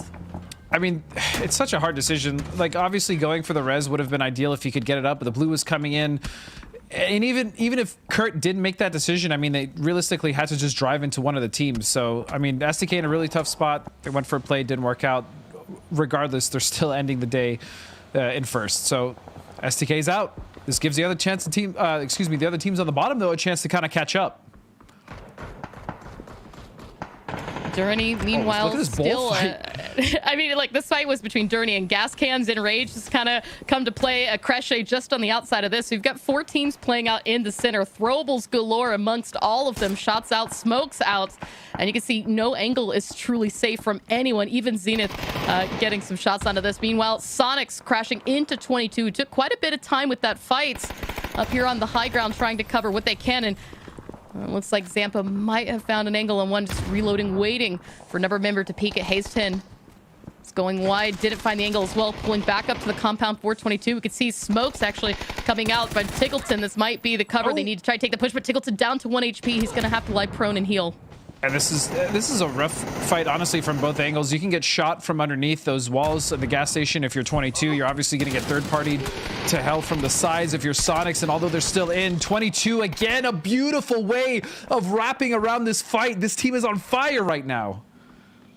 22 had such a great first day. Things lulled a little bit on day 2, but it looks like we're seeing a bit of a resurgence in their play right now, sitting in 7th place with 66 kills. But meanwhile, Zenith, again, those open fields, the open grounds we talked about with this circle, nowhere to go, are going to get spotted as they go out in 8th place. And still so much fighting between these 4 teams up here in the center.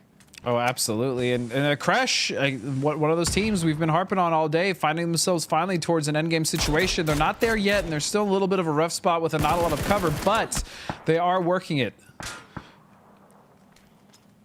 And still sitting on to 0 kills. They've lost one knock, but the smoke's coming out, trying for the res. Journey still not putting pressure on to push this, and we can see still Enrage. Balkan sending it forward, trying to get a better angle. Couple shots out, doesn't find knock, gets one very low. Oh, MA almost going down here. The fact that Journey has survived this long with Enrage on their doorstep is really wild, and a nice return knock coming out. And this is Chaos Clover. Gubin just full sending it. Psycho trying to find another angle. Gets spotted out by Imi. Only last one standing. Gubin to 29. Kreshe, meanwhile, is going to get eliminated, but doesn't matter. Journey still winning this fight out. And now they've got a little bit less to worry about as 2 teams in the center fall out here. Gas Cans, center of the new circle. Now look at this. Plenty of throwables still in Oath's back pocket. Oh, and Relo getting absolutely shredded from his side. And that's just going to leave Balefrost now alive for Oath. 5 kills potentially going out here. They are 22. 22 Esports is they are on one, I believe, is the term the kids use these days. I mean, they are on fire. I mean, you got 3 LATAM teams up here in the Final 4 versus Gas Cans. These are teams that we've talked about needed to have a good end for the day to take that momentum moving forward. Gas Cans 2 up, Young Kings 4, 22 and Journey with 3 apiece. You can see and 1 FPS does have angle inside this shack, but it looks like from where they've got, Young Kings might have the most dominant position in this circle, can bully both 22 and Gas Cans as Biznaga takes down Oldless. Only 1 member now of Gas Cans remaining. Yeah, I mean, ultimately, Young Kings could have gotten a little more aggressive on Journey and really kind of pushed the pace, but with the split that they decided to actually, forgone that push and decided to have this split, I think it's really good. They have so much control over the circle. They pretty much know where all the teams are, and because of that, I mean, they've poised themselves really in a position to win this game. And it's their game to lose, but you still got 7 other players up alive that they need to make sure fall before they can claim that chicken dinner victory. Adam right now lying low, trying to stay alive and not get spotted out by Journey, but we can hear shots coming out. That might not be the case for much longer. You talked about, you know, a Journey in this position. They had so many other teams kind of on each and every side, and Rage at Kreshe, all giving them pressure from every angle. Gas Cans, Young Kings as well. So to stay alive still with 3 up in this position is very impressive, but KF9 doesn't want to keep them alive for much longer. As you can see the push starting to come out, shots from the M4, but nothing connecting. As we wait to see where this circle goes, a slight hesitation from most teams not wanting to overextend until they know where the favor stands. The favor is on Young Kings. At this point, it's actually wild how much control Young Kings have over this entire circle, and they had 0 kills going really into the last, like, I think 2 shifts, and all of a sudden they're at 5, and again, they're poised to get a lot more kills, especially with that circle shift and how much control they actually have. We'll get 1 more shift after phase 7. Aside from that, I'm pretty confident, yeah, at the very least, Young Kings should have the majority of the circle, if not center, by that point. We'll see if they win, though. 22 has 12 kills and, again, has been just so impressive this last game. And 22 playing the edge as they try to wrap around Journey.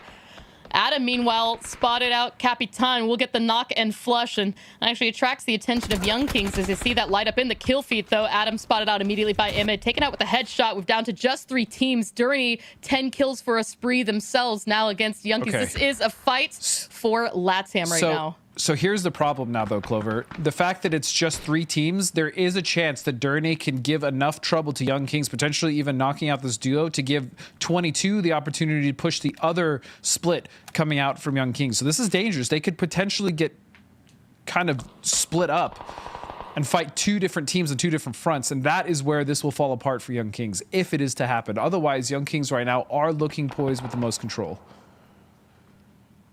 It's all on really Durney and what they're going to do here, because they are the closest ones to wrap into the Young Kings, as 22 is still actually finding their way into the circle as well. Looks like South may be the best option for them, but what are they going to opt for? 22 does still have a vehicle. They're not in the zone just yet, but as you said, it kind of split their attention all along the eastern side. Shots out by Emmy onto Young Kings, though, trying to prevent this wrap coming in from K9. He is going to take blue zone damage. Might fall here to the zone as Emmy tries to stay ahead of it, but Hayagen not yet leaving this ridge line. Spots out one. Low Quicks goes down. Can he spot the other? Picks up 2. That's it. Durney is done, and Young Kings now still 4 strong can turn their attention to the 2 members of 22 still up and standing. As you see, Haston taken out and flushed as well. So 1 goes down. Biznaga, it's all up to 1. One final member of 22 still alive, Vinny, and immediately spotted out by Hayagen. Ooh, shots coming out, but all of my worries that was for the Young Kings quickly evaporated as they took care of Durney, and then just after that, 22 Esports. But man, what an incredible game for Young Kings, but also what an incredible game for 22 Esports. They started this weekend off strong, and now they have finished this weekend off strong. I mean, we talked about it going into the end. We're at the halfway point now that you want that momentum going forward. You want to kind of, have that confidence, not only in your ability to play this lobby, the mix between NA sub-region and the LATAM sub-region coming together. And I think that as well, we've kind of finally saw that strength from the LATAM teams, having 3 up there at the end. Additionally to 22 and Young Kings, Durney really finding themselves in these last couple of matches. The Erangel match previous to this as well, we saw them really keep the pressure on Sonics, making it up into the late game for that match as well. And so I really love seeing the growth for those LATAM teams that are finally finding their foothold in this lobby. Absolutely, and it really does seem like the LATAM teams favor Erangel at this point. I mean, looking at some of the earlier results from Miramar, that's a map that they absolutely struggle with. But overall, I mean, you still look at the lobby, and all the teams that were strong in the beginning are still strong now. I mean, Oath had a really good game there overall. STK was actually the only one that went out early, but they still got a few kills. Started with 300 as well. I mean, what is there to say about 300 at this point? They have been playing so solid and so consistently. Spicy Fish as well, bringing it back. Love to see it. Yeah, I think that's kind of been the story of the day, right? It's day 1, even the first half of day 2, there were so many teams that really seemed like they weren't quite sure yet how to play this lobby, either falling back into old habits or not sure what was needed in terms of changing their own style to adapt to the kind of mixed metas here. But you want to give credit where credit's due. Oath, really strong showing this weekend, finding lots of kills each and every game. 22 Esports, 11 kills you see up there at the end, turning to 12. Additionally, to gas cans, I know that they still kind of at him going out early, not really any kills except for that one against Capitan. But hey, it's something. It's showing that even if things aren't going their way, they're finding ways to make it up to the late game. Absolutely. At least they doubled their points from the previous couple days. Gascans is definitely trying to make amends for the poor games, but also, Young Kings, 22 Esports, to them, ultimately it comes down to what Matchroom said, and that is, look, they could have a really good weekend, but I want to see how they do next weekend, and then conversely, I want to see how they do after that. It's really the consistency that we haven't seen yet, especially from some of these new rosters. So overall, I think this is a great first test, especially, as a preview to PCS4, bringing in the LATAM teams for now our one region. And it's been good so far. I've really enjoyed this event so far. I can't complain, Clover. I can't complain either. And I know another team who isn't complaining, and that is one of our favorites, Young Kings. Total of 20 points for that match. They'll also pick up the chicken dinner. 12 kills, 18 points to 22 Esports, and Durney Esports with 10 kills, 15 points total. Oath, Shoot to Kill, and Rage. Guadalajara Gas Cans and 300 rounding out the top 8. You'd love to see it. You talk about consistency, Shoot to Kill, Oath, 300, 3 teams that we've consistently seen on the left-hand side, match after match. And for kill leaders, walk me through this, Godspeed. I mean, this is different. This is definitely very much different. We had Emmy from Durney finding his way onto the leaderboards, as well as Biznaga and Vinny. And then Hyagin from Young Kings. This was a very LATAM with also one OCE player inspired leaderboard, which is a pleasant surprise, to be completely honest. It's nice to see some LATAM guys really shine in this last game going into the next week. Damage leaders as well, and one FPS at the top. No surprise there. We really saw him constantly putting in the work for Young Kings. And something to note, Young Kings, the 5th highest damage dealers for Erangel thus far this weekend. So you really love to see the work that And1 and Hyagin have been putting in. Biznaga, Shinboy, Emmy rounding out the top for damage this last match. And I think ultimately it comes down to just the way that the Young Kings play. Again, they look for those really awkward angles. They set up these traps and they stalk teams that they want to take out for quite a while. I mean, we saw, I think in one of the games today, they stalked Enrage or also Sonics for like 2 straight circles. Like they were just very slowly creeping up behind them. And so that's what they get done. They obviously put a lot of damage on the field, and finally it paid off for them where they could actually just get some points and get a win. Absolutely. You just absolutely love to see. Now, I know the desk is going to have a more deep dive on this as we'll go to a break here in just a moment, but not just yet. And they're going to talk a bit. We don't have an interview just yet. Unfortunately, I don't think Young Kings have anybody that will speak English. So that said, though, Godspeed. I mean, as we kind of wrap up the end of the day, we've talked a bit about what we really have enjoyed seeing. Is there a team that has stood out the most of all 16 that we've watched thus far to you? Honestly, I think for me, it's 22 and Young Kings. I know we just talked about they just had a good game, but as far as the LATAM teams go, they're the two that have really kind of stepped up the most. We kind of expect it to be Enrage. We also expect a lot from Akreshe, but so far they haven't been able to deliver. So what I'm hoping happens is obviously we're going to have a week break, not a week, but 5 days. I hope these guys really go back, pay attention to what went wrong, work on communication, and then hopefully come back stronger, because I really want an explosive finals. I really don't want one of the NA teams to just run away with this, because I want it to be competitive. Yeah, for me, it's definitely going to be 300. I think this is a team that we're seeing have consistency. They've got the mechanics. They've got the meta. They've got every aspect of this game wrong. In fact, I think the times that we usually see them fall early, it's often just through the circle luck, through RNG, or just from exhaustion of resources with nowhere else to really go. So I think for 300, if they can really just go back, sharpen the little bit of rough edges they've got, if any, we could see a very scary team going into next week. Yeah, I agree. 300 has been absolutely fantastic, and overall, I think this lobby has been wonderful.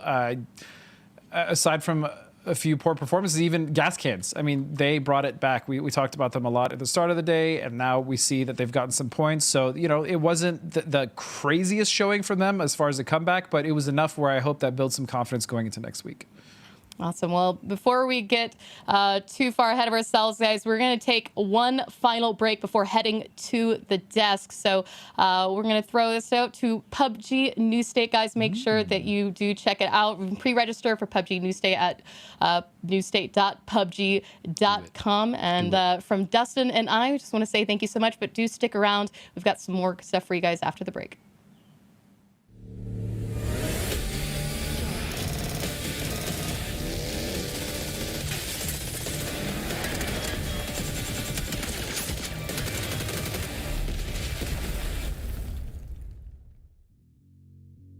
Developed by PUBG Studio, pioneers of the Battle Royale genre and creators of PUBG, PUBG New State will launch as a free-to-play experience on Android and iOS in 2021.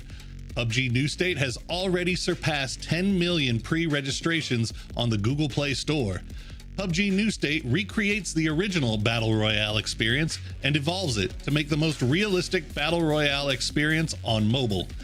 In addition to featuring the most dynamic and realistic gunplay for mobile gaming, the game features state-of-the-art rendering technology that pushes the limits of mobile gaming. Make sure you pre-register on newstate.pubg.com now.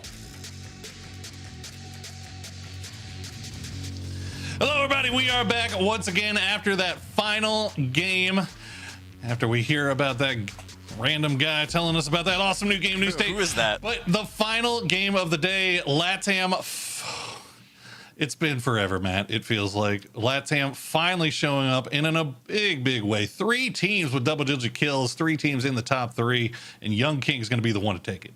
I mean, Young Kings, 22, and Durrani. That's where we ended up at between these guys, and this is what we've been waiting for.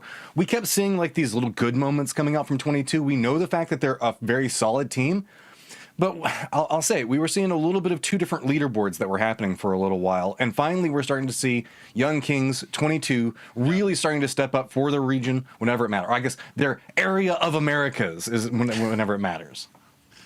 Yeah, I mean, it was a rough circle there at the end, but these squads managed to pull it together, Cam.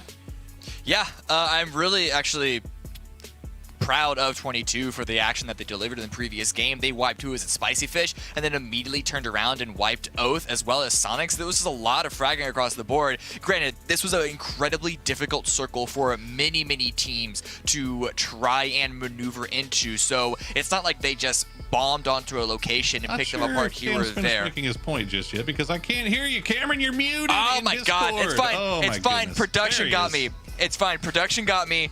So the audience heard me. But the main point is 22 ran over a bunch of different NA teams. Difficult position for those NA teams anyway, but still for 22 to be able to execute in the way that they did, get a good number of kills. Granted, they didn't win the game, but it was still a very strong performance. Indeed, indeed. Well, at the end of that one, Penta is currently our kill leader, but he is tied with Kickstart.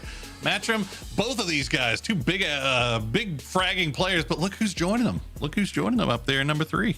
We got Emmy showing up for Durrani, and this is the type of news we want to see. We want to see LATAM stepping up, finding performance moments. I mean, look at that. Emmy tied up with Tiggleton in kills right now, and then right back behind it is going to be Hasten. Yeah, I mean, look, hey, we've been talking about it all day. We've been waiting for LATAM to really kind of start to shine and to have big performances like that, Cam, with multiple double-digit kills for 3 teams. I imagine that we'll see them jump up those leaderboards just a little bit. Although we do see that's a pretty American, a pretty Australian damage leader. They're pretty Australian, yeah. So I think the one major difference, despite that kill leaderboard trying to say that there's a fair bit of parity, the main difference between the North American and Latin American teams is that Latin Americans, they have their star players in Haze 10 and Emme and one FPS, but the North American teams are stronger full rosters where the kills get a little more shared, where the damage gets a little more spread between the 3 of them. So I think that's why we're seeing good success on the leaderboards by some Latin American individuals, but it's not the same can be reflected in the overall team scoreboard, prize money, the important one. And I think that there's a perfect follow-up with that whenever you look at Sonics. Sure, everybody's talking about Tig and how great Tig is playing, but a lot of people don't realize the amount of work Shrimzy has been putting in as well. Look at the damage charts just a second ago. He was there. We've been seeing him find phenomenal moments, and he's also stepping out in his own area. We were looking at it a second ago. The dude is just nuts getting all these headshots all over the place whenever we were talking about stats a little while ago as well. So whenever you have that secondary follow-up and you can really launch in and get some damage out, such as, again, shoot to kill whenever you look at Luke 12 and where you have either ALO or in Penta's case where he's finding opportunities as well. I mean, I think it was Godspeed that even said whenever you end down in certain moments, whenever you've still got Purdy Curdy as one of the last 2 up for shoot to kill, that's still a danger to be had. And I think that's a perfect fit for what you were talking about, Cam, is the fact that we see things like Sparking. We talk about Sparking a lot. We talk about Emmy a lot. We talk about And1. But then if we look back at the last game for Young Kings, it was And1 and Heagan finding an off angle to work together to secure the victory. Yeah. Having those big support players is a huge deal, and to be honest, I feel weird kind of including Shrimzy's not a support player, man. We've been calling Shrimzy underrated for like the past 12 months. Like he's not underrated anymore. Like he's appropriately rated. The kid's insane, and to be fair, like. Going back to what we were talking about this morning or even yesterday when we were talking about the PGI teams that are, I wasn't really expecting a whole lot out of them, but man, this is super, super impressive to me that in particular, specifically, Cam, a team like Sonics playing with a sub, also coming out with, only a couple of weeks training time to get ready for this tournament, that they're performing so well. Yeah, it was a little bit of a slow start, remember? 8th from groups, despite the good start there. And then they were 13th, 14th from the very first day. but they had a couple of days, they had a couple of rounds under their belt, and they're now getting a little more into things. Especially, it really is Tickleton and Trimsy, because, gotta call them out, Zampa, he's a sub, it's fine, he hasn't played at this level for quite a while, but H-Twin is also lagging a little bit behind in kills, but that's where it is so important to have a deep roster of talent, where it's not just 1 or 2 star players, where if someone slips behind, someone else can easily take over and take the lead there. And all the best teams in North America seem to have that ready to go, Matrim. Who are some, I guess I'm now, getting ready for 2021 and the Americas setup, looking at the LATAM squads. I mean, obviously, it's been a little bit of a slow start in this tournament, but I mean, I got to keep my eyes open for some maybe potential superstars. I mean, we know all about Sparking, but who else has kind of caught your eye from maybe some of these other teams? Well, I mean, the easy answer right now is Emmy, right? He's been finding a lot of opportunities for himself, and a big component of what we're seeing coming out for whenever we look back into his squad and their performances coming through here. I mean, following that up, I think that we've also seen a lot of big moments coming out from Again and One and He Again. They've been able to find specific moments to, again, capture that last round together. And I think that, like, specifically, whenever we look historically, I think that we're going to start to see more and more of those teams develop and their superstars start to rise up in these different moments. We're still in that little bit of everything's fresh and new, and it's kind of like the beginning of a relationship, and these two different groups are just kind of like walking up and they're like touching each other and they're like giving each other light hugs, but we haven't really firmly merged yet. And once that happens, I think that we're going to finally start to see some of these teams kick off and working together and being much stronger than we're seeing them now. Well, that is we're now halfway through the ESL PUBG Masters Grand Finals. And if you aren't excited yet, chat, then this announcement is not for you, because we are ready to go with PCS4 America's qualifiers signups. The registration is now open. So get yourself signed up and get yourself a chance to secure a piece of that $250,000 Grand Finals prize. Qualifiers will start on May 5th, which is one day after Matt's favorite day, May the 4th. Be with you. 4th? I know you're excited about that, you big old nerd. Cameron, you might be excited about that as well. But any thoughts, parting thoughts here after we are halfway through? Cameron, let's start off with you. Well, apparently, commentating over video games does not make a nerd. It's Star Wars and Star Wars only. I know. That's what I would have thought. Mm-hmm. Like, comic books are making this comeback and big movies happening, but God, look at Matt liking Star Wars over there. I know you like anime too. I do. Okay, look. I also play Magic and D&D. I ain't scared. Let's play. Let's go. You know what? I don't even care about y'all's final thoughts. We're going to get ready for the next weekend, so make sure that you guys tune in on Friday at 4 p.m. Pacific time, where we will get ready for our final 3 days, and we will find out who comes home with the Grand Finals Championship. Until then, we will see you next time.